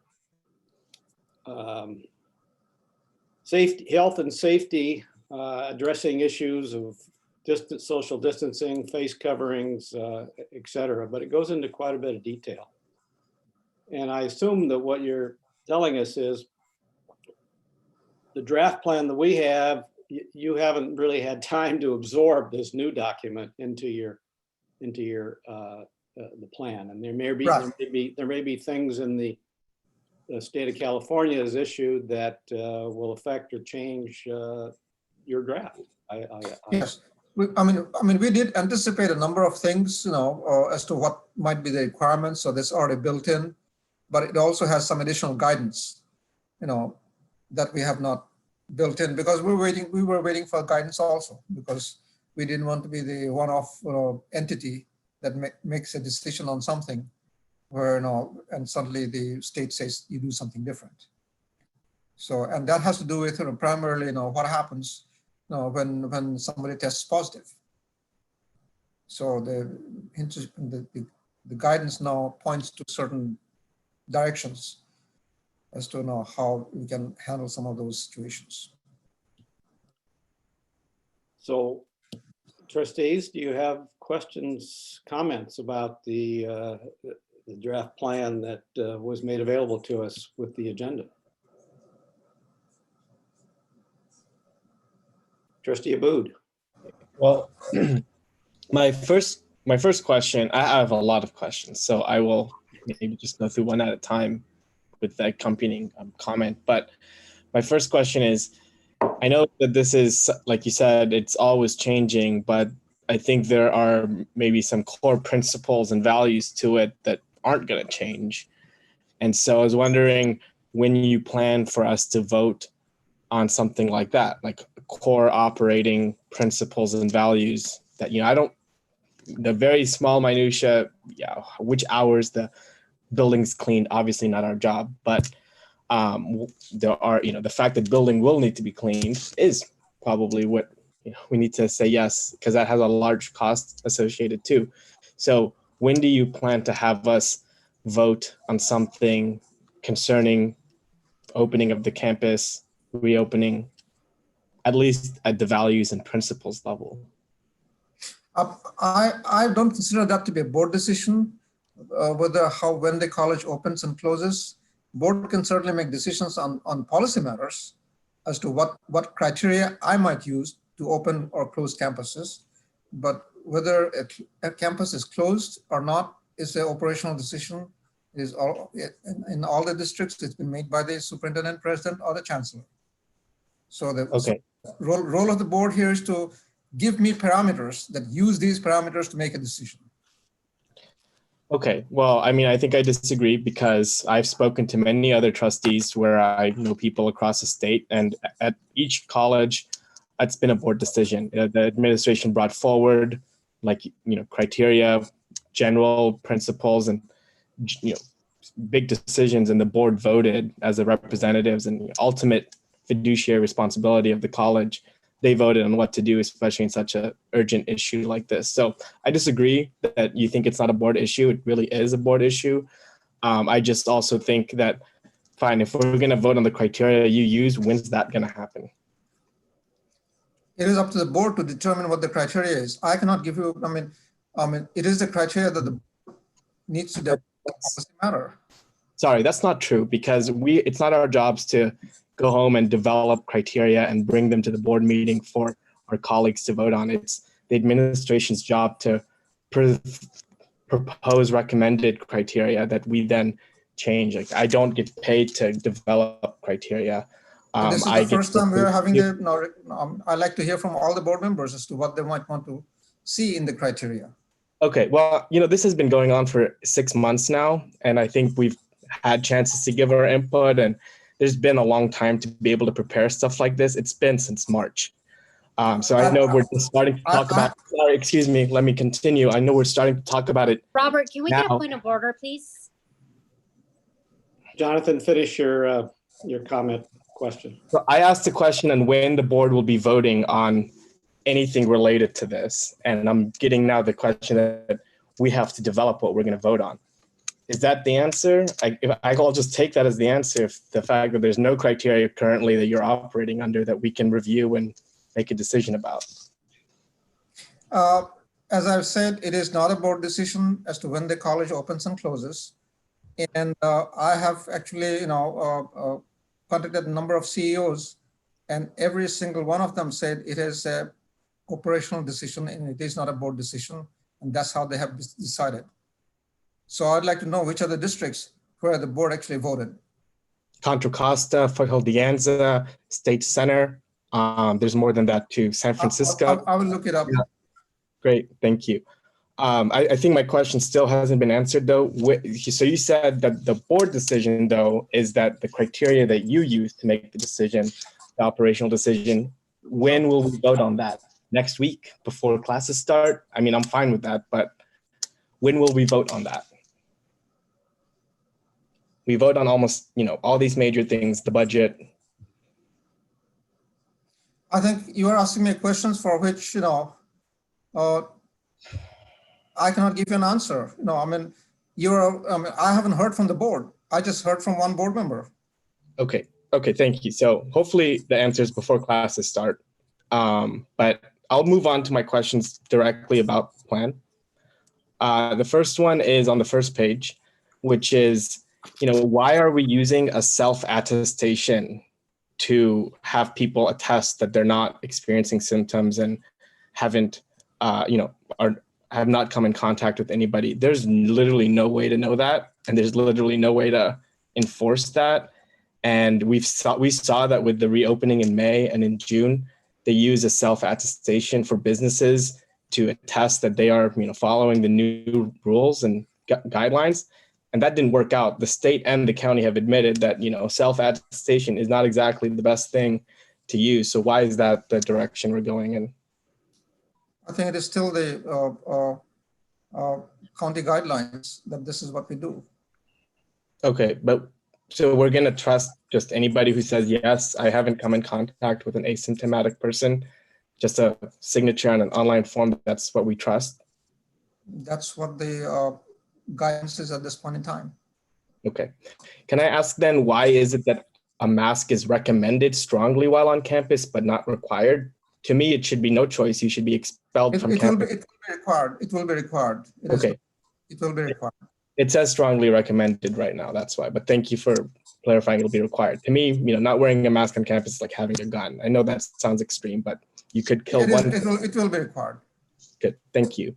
What is the reason between the rush to get people back to working in person? I know rush is the wrong word, but most of the jobs on the campus can be done remotely. So what is the intention behind even having a plan to bring people back if it's not, a job that can only be done physically, like cleaning a room? Yeah, you can't do that remotely, but almost every job where you sit in an office chair, you can do it at home. So what's the intention of bringing people back for any reason? Oh, no, we are not rushing. We are not rushing. We are still on remote work till October 18th. So we're not rushing to do that. But what we are doing is we are planning that if the conditions change where we can work from offices here, then here are the conditions by which you are going to come back to work. So, okay. So we are still in remote till October 16th. Oh, sorry, October 18th, I believe. Yeah, at least that, and hopefully At least maybe. that. It might get longer than that. Okay, and okay, We're not rushing thank to you. bring anybody. Yeah. Okay, so thank you for clarifying that. Another thing is the class, the outdoor classes or any kinds of classes that come back, and maybe I'm remembering what was discussed at the retreat, and I think I might be missing something, but what's the plan with those moving forward? How is that going to be determined? Which classes will be outdoor? I know there's a certificate that needs to be signed by us, but is that, I know we talked about bringing those back to the board. Where's that at with having the outdoor classes? It's still under discussion. We haven't made a decision on outdoor classes. The county is evaluating whether they're going to allow outdoor classes or not. The only thing right now we have definitely available as a I guess a executive order from the governor, or that as part of the original announcement, he did exempt infrastructure programs from the restrictions so that infrastructure programs can come to class physically.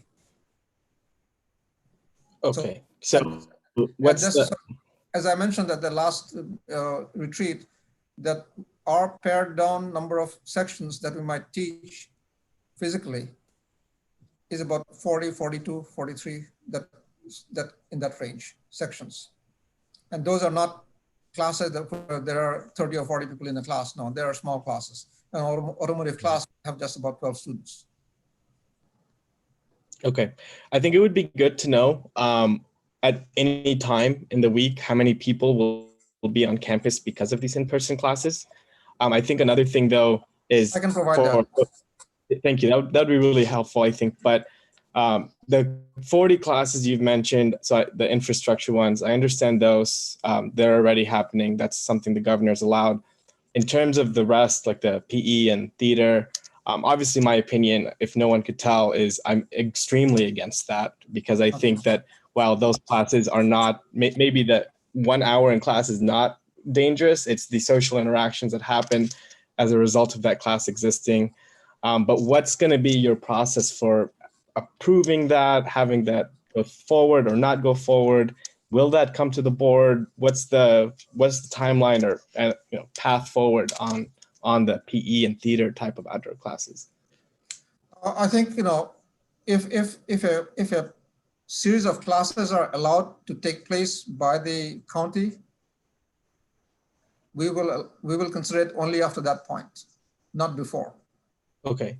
Yeah, no, I get that. I get if the county says, they're ambivalent to it, then that opens us up to do it. But I guess like once that happens, which, even then, I know what the county says is the bare minimum is the bare minimum. Anytime anyone tells you here's the bare minimum, we should, I think, always aspire to do not just that. But so let's say the county says, it's not, we're not encouraging it, but we're not banning it.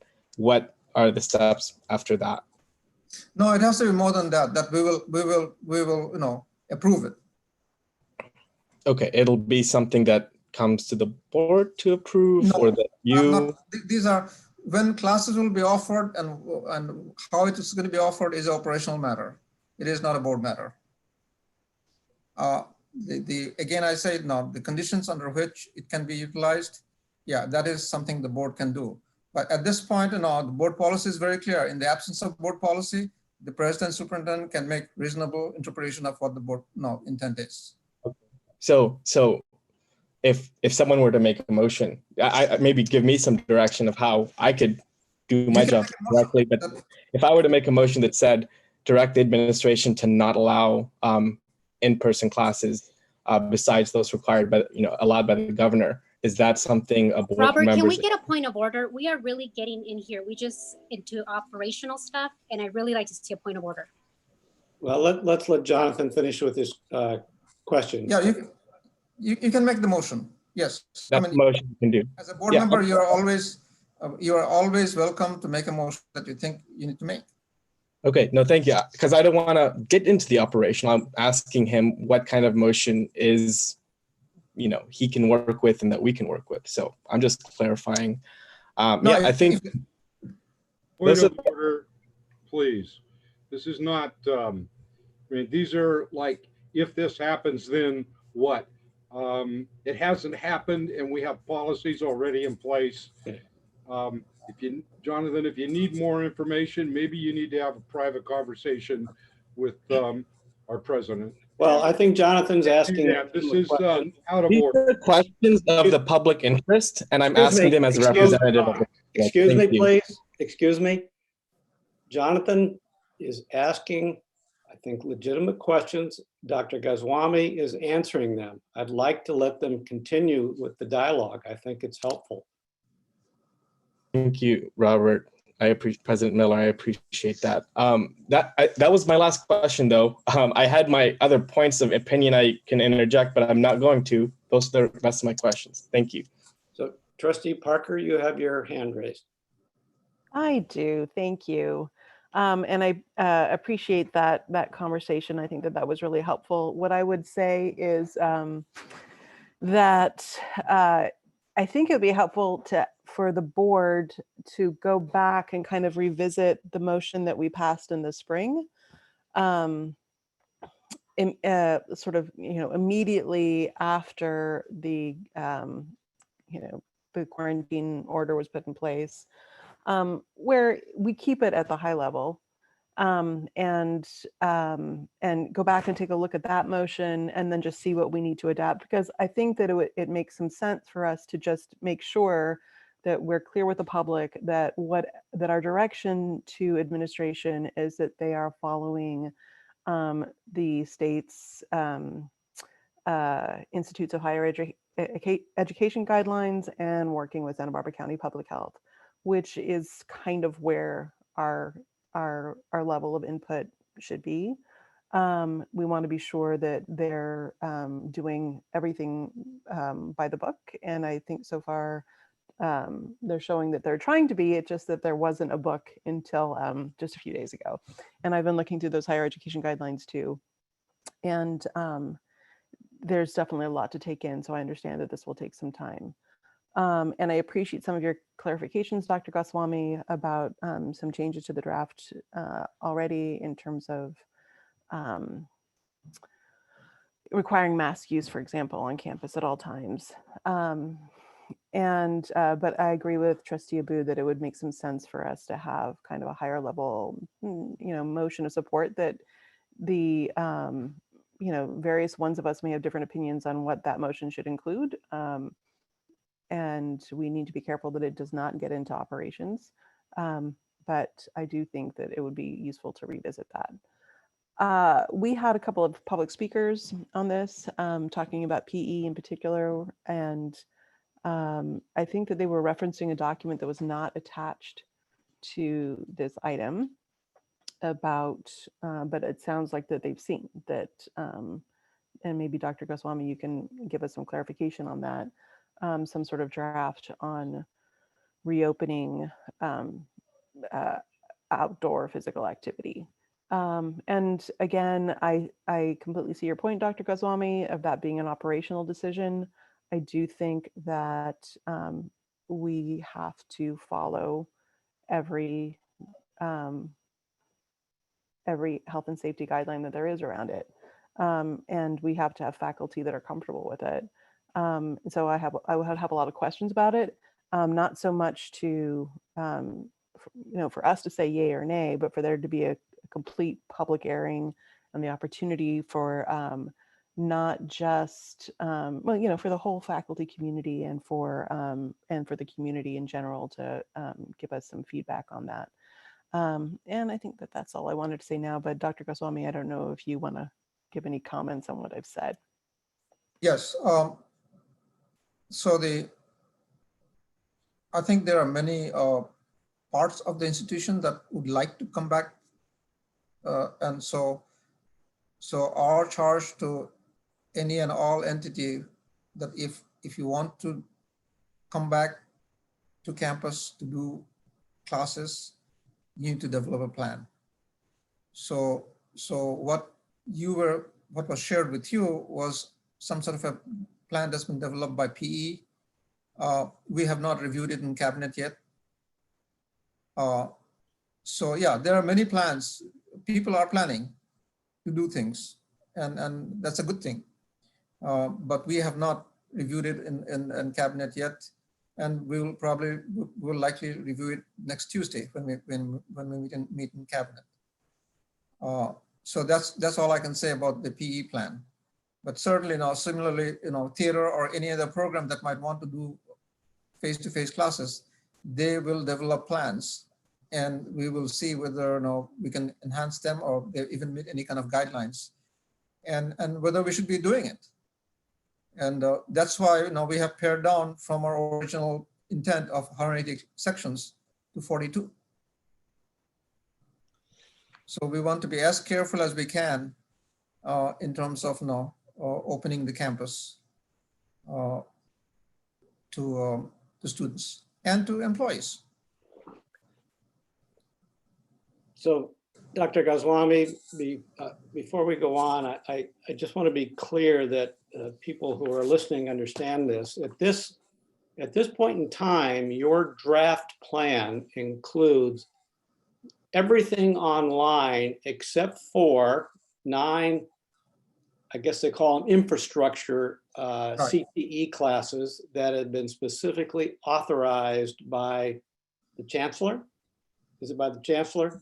The governor's order. The governor's order. Right. So those are the only ones that are contemplated for in-classroom instruction at this point. And those classes will be heavily governed by health and safety requirements, social distancing, wearing masks, et cetera. And having, I assume, limited numbers of students in a class, and so on. There are no other classes or PE or theater arts or music or anything outside. There is nothing else that's really being contemplated at this point, correct? No, what the Institute of IHE guideline that you mentioned at the beginning does appear to indicate that there is scope for outdoor activities. And I was just informed today that Alan Hancock has approved some outdoor activity classes. So that is something we'll evaluate also in the next few days. But at this point, we don't have any specific plans for doing any of that, correct? No. I mean, they may be. But individual departments are planning. Yeah. But as an institution, I have not signed off on anything yet. Thank you. Thank you. But individual departments are certainly planning to do, because they want to come to campus. And as I indicate, I think based on the latest guidelines, Alan Hancock, I think, allowed some PE activity to take place. Again, with the conditions that is already put in place. Yeah. Now, I do appreciate what Trustee Parker mentioned, that if there is a criteria that we are applying, it is strict adherence to public health guidelines and county guidelines and the state guidelines. And the state guidelines were written specifically to apply to higher educational institutions. And again, I can't recite them completely at the moment, but I can tell you that they are very specific and detailed and rigorous. So yes. I'm pleased to see that we have those to consider. And in fact, now I'll mention that at the last board meeting or retreat, I think Trustee Croninger asked about testing. That is something I'm interested also. The only issue right now is that testing is almost meaningless, because what good does it do if you get a result back 10 days later? So at some point in time, if rapid testing becomes available, we will certainly consider that. Have we inquired whether rapid testing is available? It is. I haven't seen it around here. Okay. And the thing is, these days, a lot of corporations and other entities are buying up some of those tests. And So- rapid testing is the only testing that's really helpful. Yes. We have to wait 3 days. It's not really helping us. No, no. Trustee Croninger, you have a question or comment?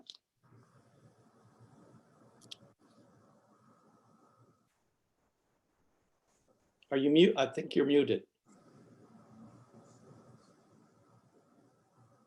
I do have comments and questions. I believe fundamentally that this is not an operational decision. I understand what Dr. Goswami is saying, but at the level of open or not open, I think that's a board decision. I think there is no more important decision that we could possibly make this year, and you know how I feel about the budget, than to take our fiduciary and legal responsibility for making this decision. That is what has been going on or was going on with the K-12s in our community until the governor said, well, you can't open because you're on the watch list. That took the choice away, but they were on a track for the board to decide. Throughout the country, we are hearing and reading of boards that make that decision. They are school boards, just like we're a school board. And Jonathan has talked to other trustees at other colleges where the board is making that decision. I think it's our responsibility. I don't think we should duck it. Now, Kate has talked in terms of what are the criteria, as has Dr. Goswami, and I think that's important. I'm not interested in the minor details here. I think there are big picture criteria, but I think at the same time that the guidance we have from the county and from the state is a lowest common denominator. It does not talk about testing because it doesn't push the issue, and we can and should. Now, Cottage is using a quick turnaround test, the Abbott test. We should look into that. We should see if we can buy it. It is a less than 24-hour test. I think, I mean, it's clear in the plan, correct me if I am wrong, that if a student shows symptoms or has a positive, the longer term test, PCR test, they're not allowed to be in class. They're not allowed to be on campus. And if that's not clear, it should be clear. They're not allowed to be where they might expose other students, even if they're wearing a mask, even if they're social distancing. A major component of transmission of this virus is people who have no symptoms. Either they're a few days in front of getting symptoms, or they never have symptoms that they recognize as the virus. Those are anywhere from 40 to some estimates up to 80% of the community transmission. For us to ignore that is like driving your car at night without the lights on, or flying a plane in fog without an altimeter. You do not see, you cannot see clearly what's going on, and you are risking an outbreak. People have done modeling. The conclusion of the modeling was that unless you do testing, there is no scenario where you will not have an outbreak. Now, fortunately, the CTE classes that we're talking about are relatively few. But there are two things going on here. One is the question of the CTE classes and maybe the PE classes. And the other is the question of opening up on a broader level, the whole campus at some point. I think that both of those are board decisions. The board needs to say, okay, I take my responsibility. I'm willing to move forward. The administration has put together a plan. Criteria I would include in that plan is that we need testing. That is something that tells us whether a student is exposing other students. CTE classes, and the plan also provides for this, look like Many of them, and you can tell me if I'm wrong, have instances where there is no social distancing. You can't because of the nature of the instruction. I'm guessing marine tech, nursing, auto perhaps. There are classes that we would be offering where you're not socially distancing. And some of them are not just 1 hour, many of them are 4 hours. And one of them was 9 hours. So are students really going to follow those rules for 9 hours? These are things that we as a board need to say, okay, is the plan comfortable or not comfortable? If there were testing, I would feel like, okay, we got a handle on this. We're not letting in students who have tested positive. But without testing, we don't know. We really don't know.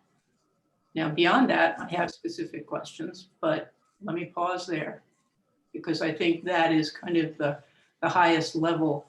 And I really don't see this as, oh, there's no policy, therefore we can interpret it. We need to come to terms with this. I think this is our job. Dr. Ghazwabi, before we move on to Trustee Gallardo, do you have any comment or anything you'd like to add? No. Okay. Trustee Gallardo? Thank you, Robert. So Kate mentioned the resolution, and so we passed the resolution delegating all authority to superintendent president with regard to COVID. And so I want to remind the board that, like Kate, we need to stay in our policy role. You guys can all Google the 2012 special accreditation report that SBCC had to turn in. It's 191 pages. It was from 2012, where the board at that time violated Standard 4.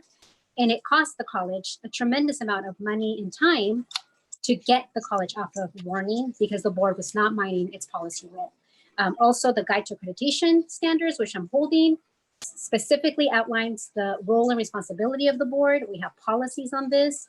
And so I don't think that Dr. Ghazwami or the team or anybody that he's delegated this job to is being reckless. I think these people at the college, all of us, were part of the SBCC community. They care deeply about our students, about our families, about anyone that comes in contact with anything that has to do with SBCC.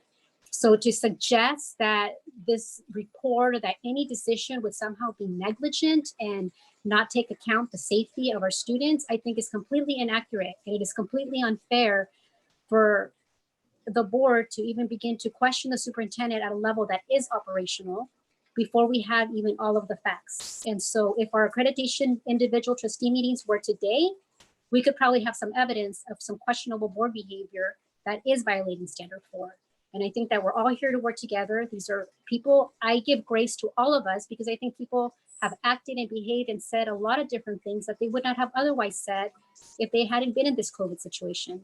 Different people are going through different stuff. And so for us to, for me, it's unfair. I think that everybody is thoughtful about this and that Dr. Ghazwami is not reckless when he is thinking about our students. And I voted for that resolution. I trust and give him authority to do this. And I also trust that as a policy board, we will be able to find that middle ground, like Kate said, where we do have a place to say this. Now, I'll just end to tell you, Santa Barbara Unified has allowed every single employee on campus, every single one. We can all go in there. Not only can we go in there, I can see every single one of my students one-on-one and the families, so long as I follow county guidelines. So starting Tuesday, if I want to bring in every single one of my students one-on-one, I'm allowed to do that. And so if employees are telling Dr. Ghazwami that they want to do XYZ, then that's an option that Santa Barbara Unified gave all the teachers, which I thought was awesome. Not everybody is comfortable and not all the families they want to do it. The high school just invited every single high school student to go onto campus this week. Every single high school student drove by Santa Barbara High to pick up their schedule.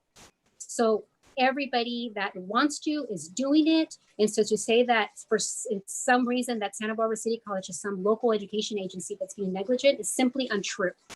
And I want us to get to a point where we can think of solutions that are going to honor and respect whatever faculty and staff want to do with their students, that are going to honor and respect whatever the students are comfortable with, and they're going to honor and respect the fact that people want to get to teaching and learning so that students can make their goals. So I thank you guys all as my colleagues here on the board, and I think that we can find a solution that is at the policy level and it is not going to meddle in operations. Trustee Nielsen, do you have a comment? Yes, I do. I'm unmuted. Okay. I really liked what Kate said about when she referred it to policy.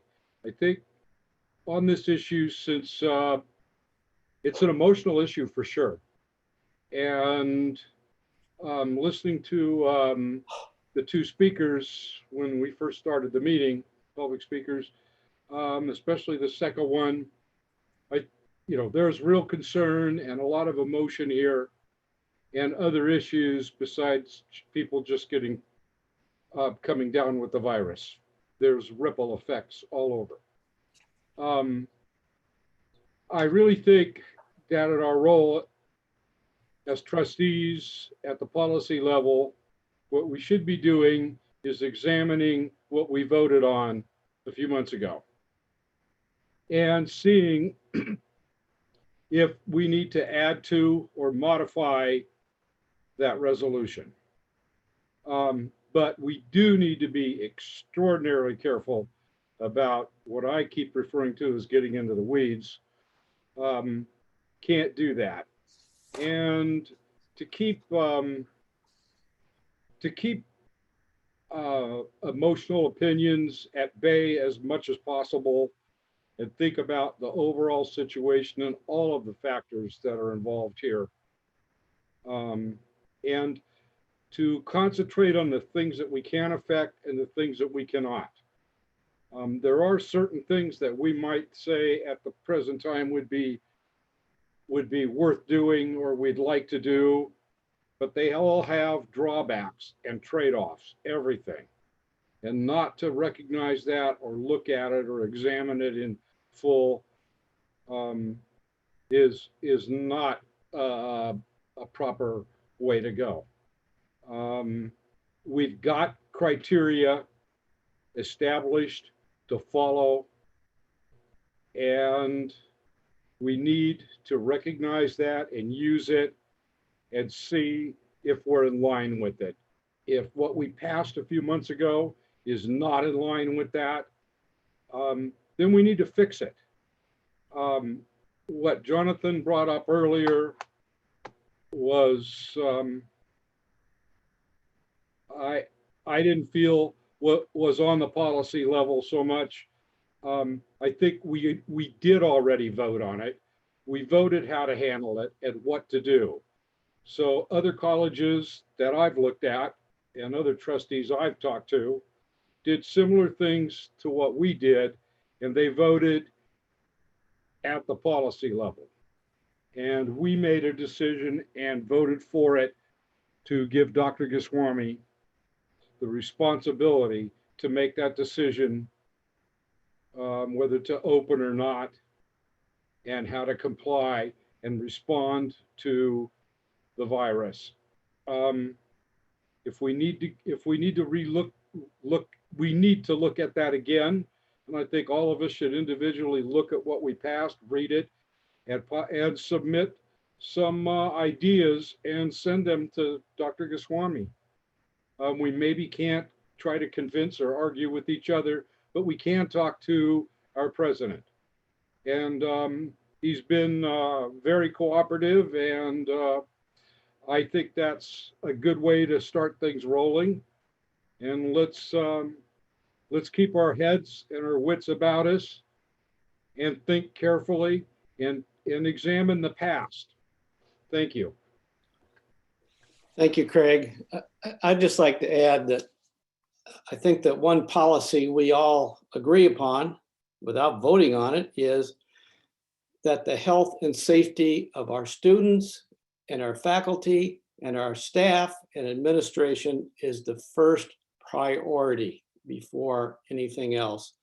And I am confident and satisfied that that is what our administration is focusing on. the health and safety of our students, faculty, and staff. So I am more than satisfied that that's the direction we're heading. Trustee Croninger, do you have an additional comment or question? Because your hand was raised. You're muted. I'm not quite sure how it is that we could be keeping that foremost in mind if we haven't investigated testing, which is occurring here in the community. I think testing is critical. So let's set that aside. To me, that is a criteria for reopening. If we can get that in place, and I know Dr. Goswami said he was interested in it, then I am a lot more comfortable. And I think we're talking about a policy level decision here to open or close the campus when people's lives are at stake and health and safety are at stake and their families' lives and health and safety and the community. I just don't understand how that is not fundamental to our responsibility and that it could be characterized at that level as simply operational. I am concerned about some details that I would suggest that the administration think further about. This is a draft, but I would suggest that you think further about being more explicit on, for folks to understand what happens. It looks like the faculty are expected to be the enforcement for students who refuse to wear a mask or distance or wear, you know, the wrong mask or whatever. But I'm not sure from reading the plan that this is all that clear to everybody. And I'm not sure at all what happens when students walk out of a class on campus and take off their masks and start talking and congregating. Who's in charge there? Who's responsible? These are details, but I'm suggesting that you guys, it's not clear to me. It's probably not clear to anyone else.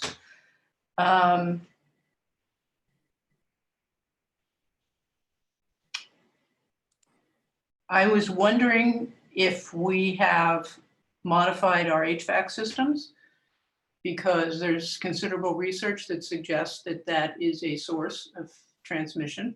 And there are options, I think, for filters and for installing UV that would kill the virus. And so that is another perhaps criteria that our facilities be state of the art.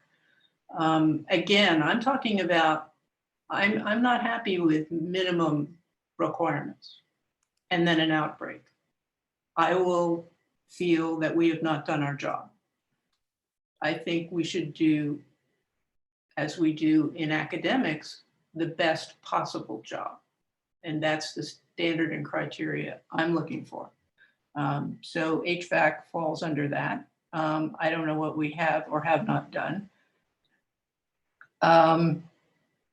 What is the effect if we go through a process where a person, whether it's faculty or students, test positive?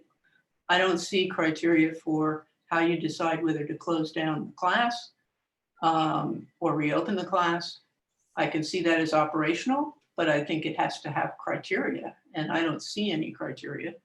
Nor do I see a discussion of what happens to students' credit for that class when it is canceled for some period of time to deal with these kinds of issues.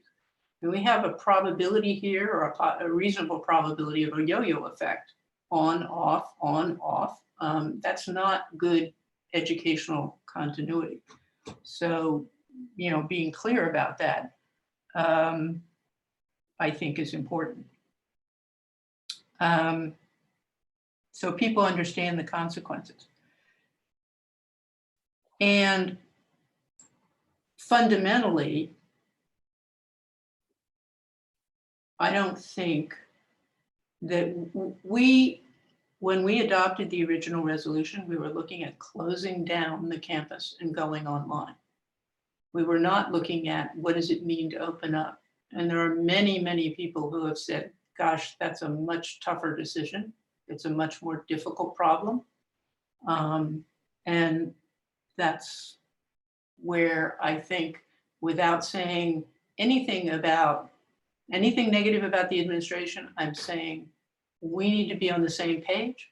We are part of that process. We need to say, okay, you got a plan. We're comfortable with opening up, but not read about it in the newspaper, read about it in an email, oh, we're open. And for me, that criteria that I'm talking about includes testing. I just think that is a critical element. Jonathan, do you have another question, comment? Yes, I had a motion actually, based on the previous end of the previous conversation I had with Dr. Goswami. And my motion is move to direct the superintendent president to continue working on the health and safety plan with decision-making criteria to be approved by the board, and with the provision that no in-person classes are offered in fall semester, no additional in-person classes are offered in fall semester without board approval of a plan and criteria to do so. What do you mean by additional? You know, the 40 that we've got now, we can't decide on those, but beyond those 40. Okay. I would second.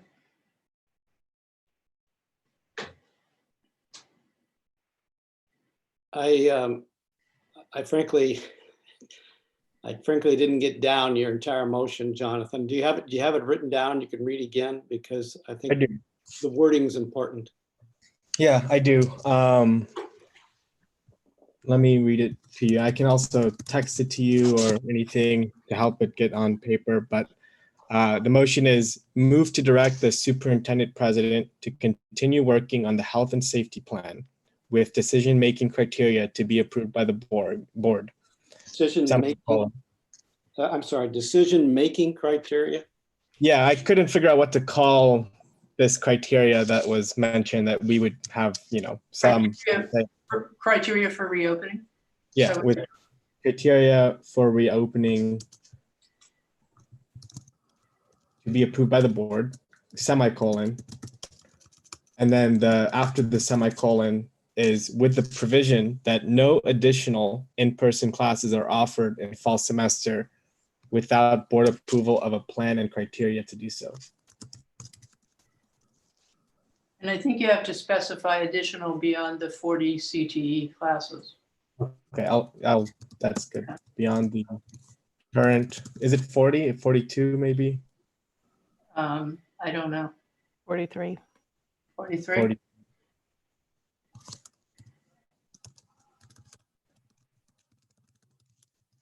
It's the 9 CTE courses. The 9 CTE departments, aren't they? Or are they considered departments, Dr. Goswami? The programs. Programs, okay, 9 CTE programs.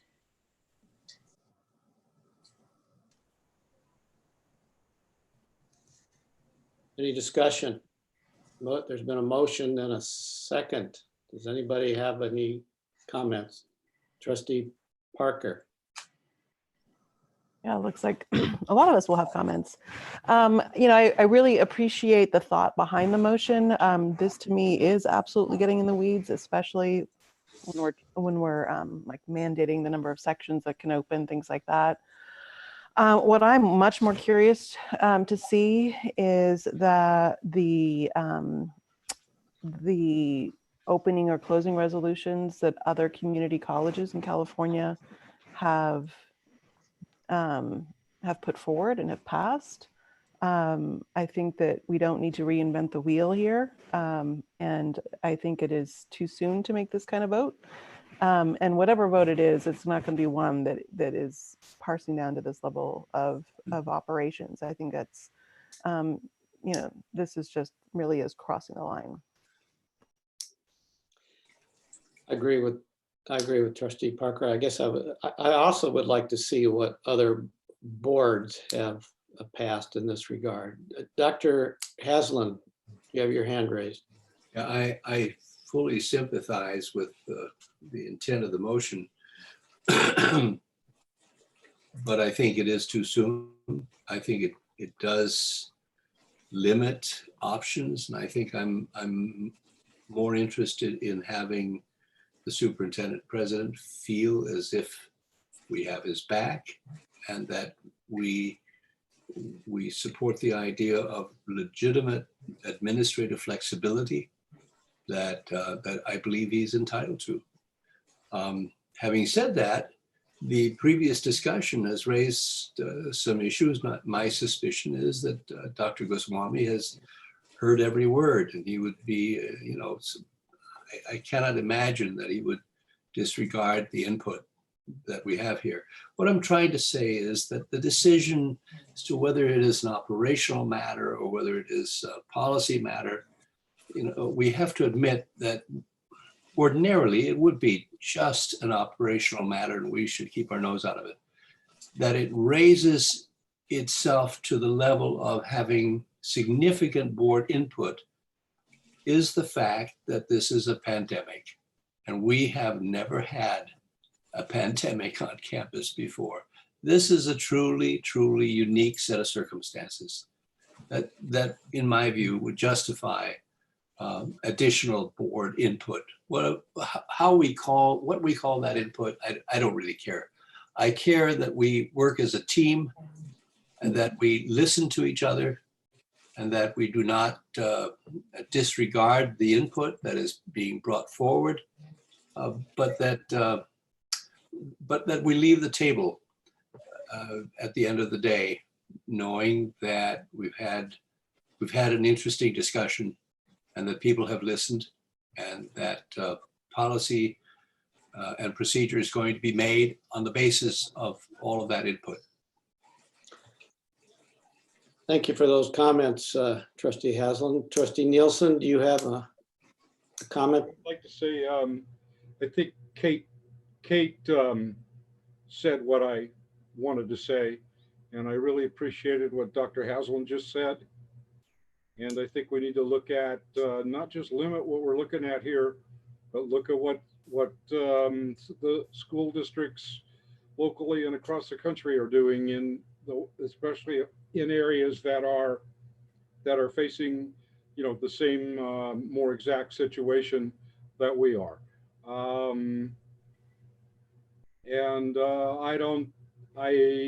I don't see that a motion like this is proper to vote on at this time.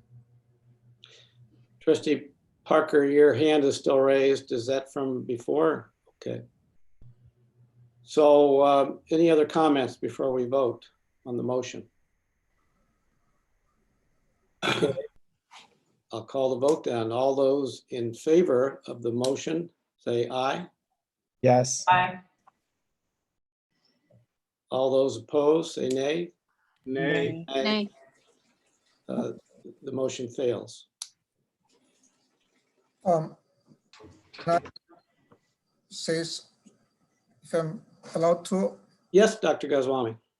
I am very sensitive to not stepping on board roles.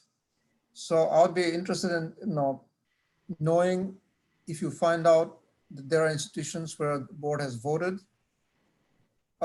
because our research doesn't indicate that there are any schools have voted where the board has voted.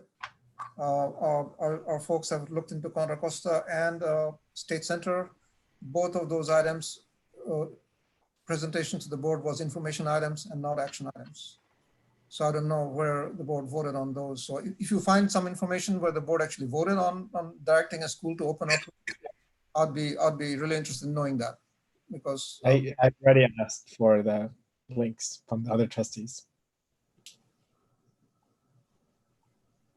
Marcia, do you have a comment?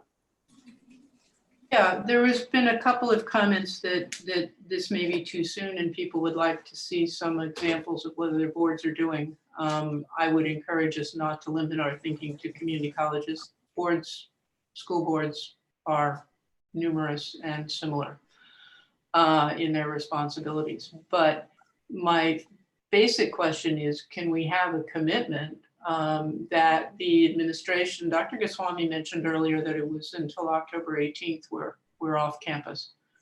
That gives us some time to look at these other things and gives us some time to talk about them. So I guess my question is, can we have a commitment that we won't suddenly change and open up before then on a broader basis without the board making some sort of decision or whatever we can come to in terms of input, as Peter puts it.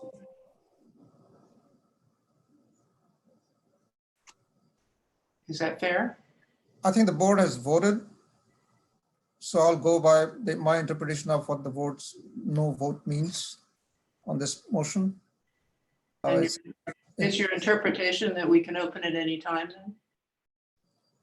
With county approval? Trustee Miller, I'm ready to call the question. The board voted, and I think we can move on. That's not what calling the question is about. Well, Marcia, you're continuing a discussion where we've already voted. So we've acted as a whole and we're ready to move on. And so the superintendent doesn't have to answer any more questions on this. The conversation discussion happened and we voted and we are acting as a whole and now it's time to move on. I'm asking a new question. But you can't. We already had a motion on this discussion.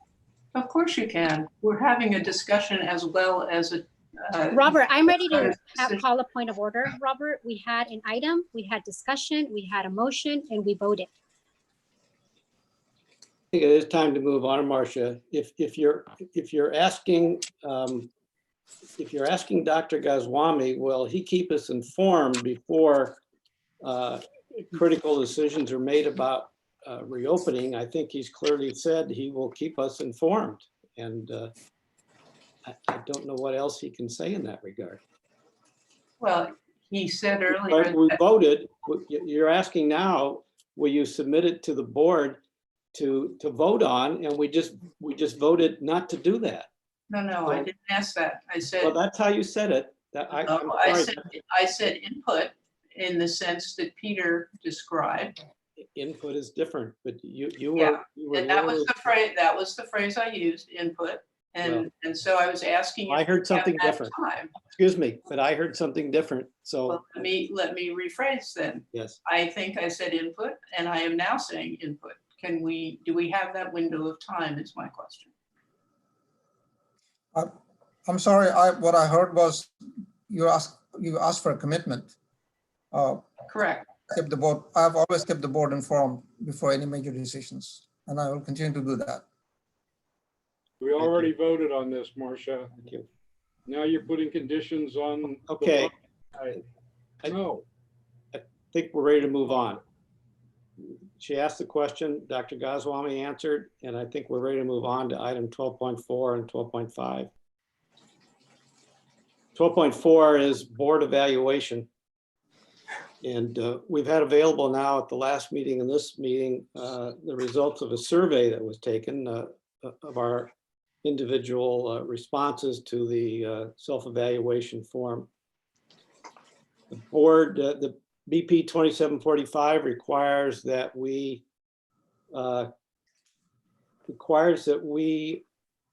establish goals for the next year. By the end of August, I don't think we can do that tonight, but I think we can do that in September. We might be a few days late. I'm open to ideas, but my suggestion is also attached to 12.5 was the board goals from last year. And as you might recall, those board goals were developed during our board retreat when we put on the board, on the whiteboard, I don't know, 18 different items, and we eventually narrowed them down to 5, along with kind of action items next to them. And what I'm proposing is that each trustee look at the board goals from last year, consider what they should, I like that format, But I'm asking each trustee to submit to me your ideas for what our board goals ought to be. I'm going to recruit another board member to help me with it, to try to synthesize that information into a draft board goals for 2021. Can anybody improve on that? And then we would consider that at our board meeting in September.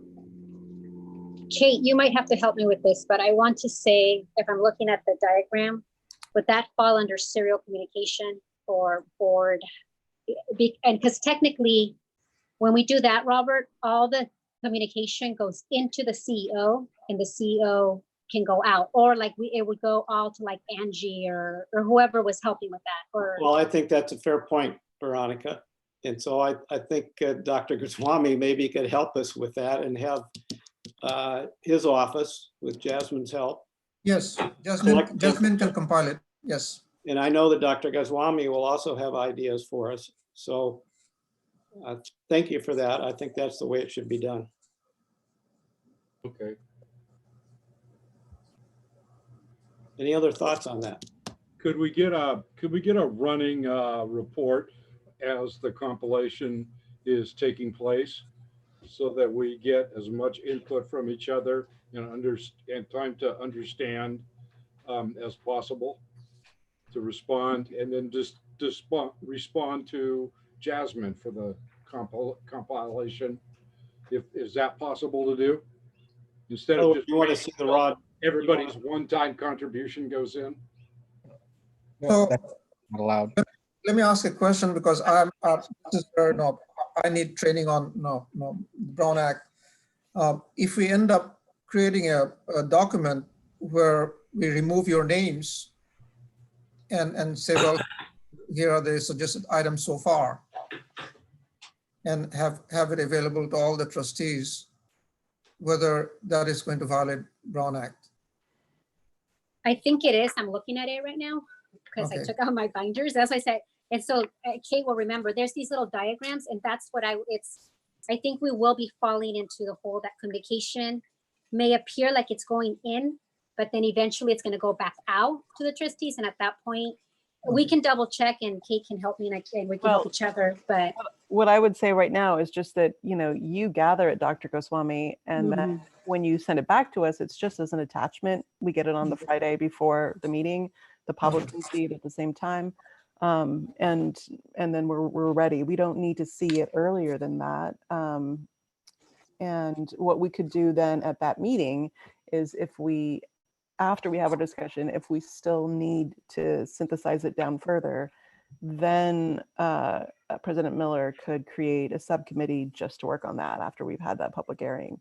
But it could be that we're able to come to to streamline it down during that meeting. I just read the footnote. It says, so if it's okay if the CEO doesn't communicate comments or positions of other board members. And so in this instance, he would be communicating the comments of other board members, even if I don't know that it was Kate or Nielsen. So I think that would, it says it's not okay even if the CEO doesn't communicate comments or positions of other board members. So basically the picture says all trustees' communication goes into the CEO, but then the CEO takes the discussion back even to the trustees. And so it says it's not okay.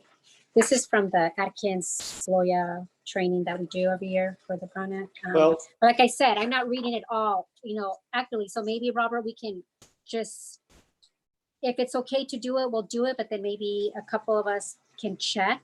Kate, if you want to help me check, I'm happy to check it out. Or Dr. Goswami can figure out. We can ask Craig, or I don't know, but yeah, we can get some legal opinion on this. What can be done? Yeah. Because you want to expedite the process, Robert, right? Which is good intent to right. facilitate this. Yeah. The alternative is we put this on the agenda for our retreat, say in early part of September or late August, and hash it out in open retreat. which I think would be cumbersome. I think by having Dr. Goswami and Jasmine collect the information, it will help us accelerate. I think the step here is to put it on the agenda, as Kate said. We all see it and the public sees it at the same time. Yeah. Yep. But we are not communicating internally separate from that. I have my hand up, Robert. Okay. Only to say that I like the idea very much because it gives us a chance to reflect on what we feel are some significant goals at home. Then we send that forward. And then prior to getting together in a retreat, as per Kate's suggestion, we get to see what everybody else thought. And that will stimulate thinking and move us, probably an hour ahead than if we were to start the process at the retreat. It'll give us the whiteboard ahead of time. Right. Okay. Sounds like a plan. And that takes us to setting a date for the completion of our board retreat. And also, I guess, possible agenda items for that retreat. Dr. Goswami, do you have any, have you looked at the calendar and thought about what would make sense? I mean, I will make myself available anytime the board wants to meet. So it will be more in terms of what is convenient to the board. If right now is not the right time to kind of go through our calendars, perhaps Jasmine can send you a doodle poll or something like that. Let me just say that we have our next regular meeting is September 10th. We have a study session that's scheduled for the 24th of September. I don't know whether we need to have a retreat and then have a study session as well. And whether we need the retreat before September 10th. Any thoughts from trustees on that, in that regard? Could we perhaps embed the working session with the retreat? That's what I'm thinking. Would it kind of depend on the nature of the agenda by the time we get through our September 10th meeting? I think we could decide it there, whether that option would be appropriate. I'm okay with that.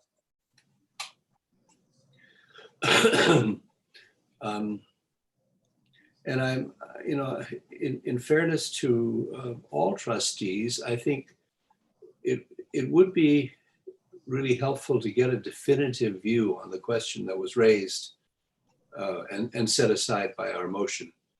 To what extent does this particular set of circumstances in which we find ourselves in justify a board decision about the question of opening or not? Yeah, okay, so that we finished that discussion, Peter, but that the role, I think that kind of segues into an item that was on the retreat that we didn't get to, and that is the CEO board roles. Right.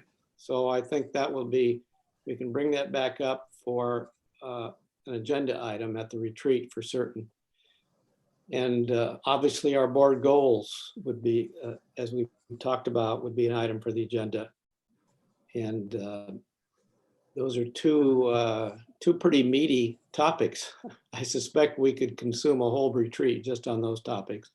I think the long-term financial plan and strategic directions is going to be an important element also. That's another good one. Because I need guidance to be able to develop plans, because our window is going to be very short in terms of our planning process after that. I would agree with that. I think that's the perhaps the most critical element of the evening. Yeah. So those are three good topics, and maybe we'll find something equally as important before then, but I suspect certainly those three will consume a good amount of time. Okay, so Robert, I had my hand raised, but I'm sorry. Go that's ahead. okay. Me too. No, I just wanted to say, so we had tabled the board and CEO roles, and then we also tabled review of code of ethics, which was part of like our accreditation. We can add that. Yeah, it was from what you mentioned from our previous agenda. Okay. Marcia, did you have? We also didn't get back. I thought we were going to do it today, but didn't get back to the master planning calendar. We talked about that, and that got tabled, or we tabled it, and we talked about doing it today. But I had a number of suggestions on that, but my basic one was a concern that we continue to have the monthly budget updates, which tell us, we made X assumption, and this is how it's working out now for the budget.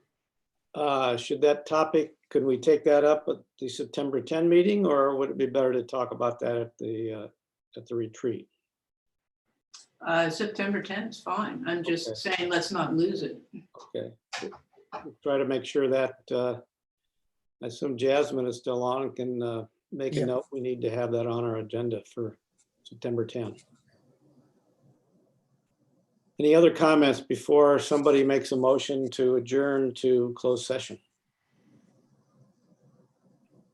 I'm eager to make that motion. Okay. Sounds like you've made it. Is there a second? Yes. Any discussion? If not, all those in favor say aye. Aye. Opposed, say nay. Not hearing any, motion passes. So we're all going to leave this meeting. We have another link. This is a little different than, it's not a breakout session. So we leave this meeting. This meeting will stay open so we can come back and announce whatever we need to announce. But then you'll need to go in and open up another session, and that link, I believe that Should be in your emails. should be in our emails. Yeah. Okay, do we get 5 minutes, or do you want to do this right away? 5 minutes. Bueno. He's a taskmaster, man. Okay. Make it 7.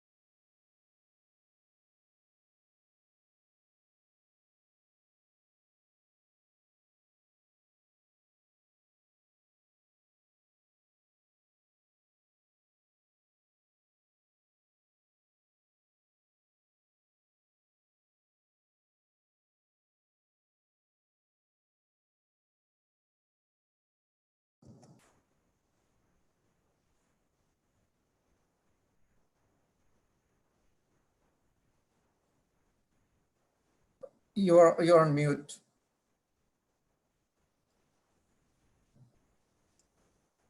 Okay. Thank you. We're now back in open session. And the board met in closed session to consider 2 agenda items. Number 1, Public Employee Discipline Dismissal Release Education Code 87665. And number 2, conference with labor negotiator, Government Code Section 54957.6. As to the first agenda item, the board voted unanimously to approve the termination of an adjunct instructor. As to item 2, there is no reportable action from the board. So that will take care of our closed and open meeting tonight. Thank you. Good night. Good night. I was going to add a quick motion to terminate the pandemic. But I don't see Second the it. possibility of getting a second. I'll second. All in favor? Aye. It's Good done. night. It's done. Good. I wish it were that simple. Good night, you guys. Good night.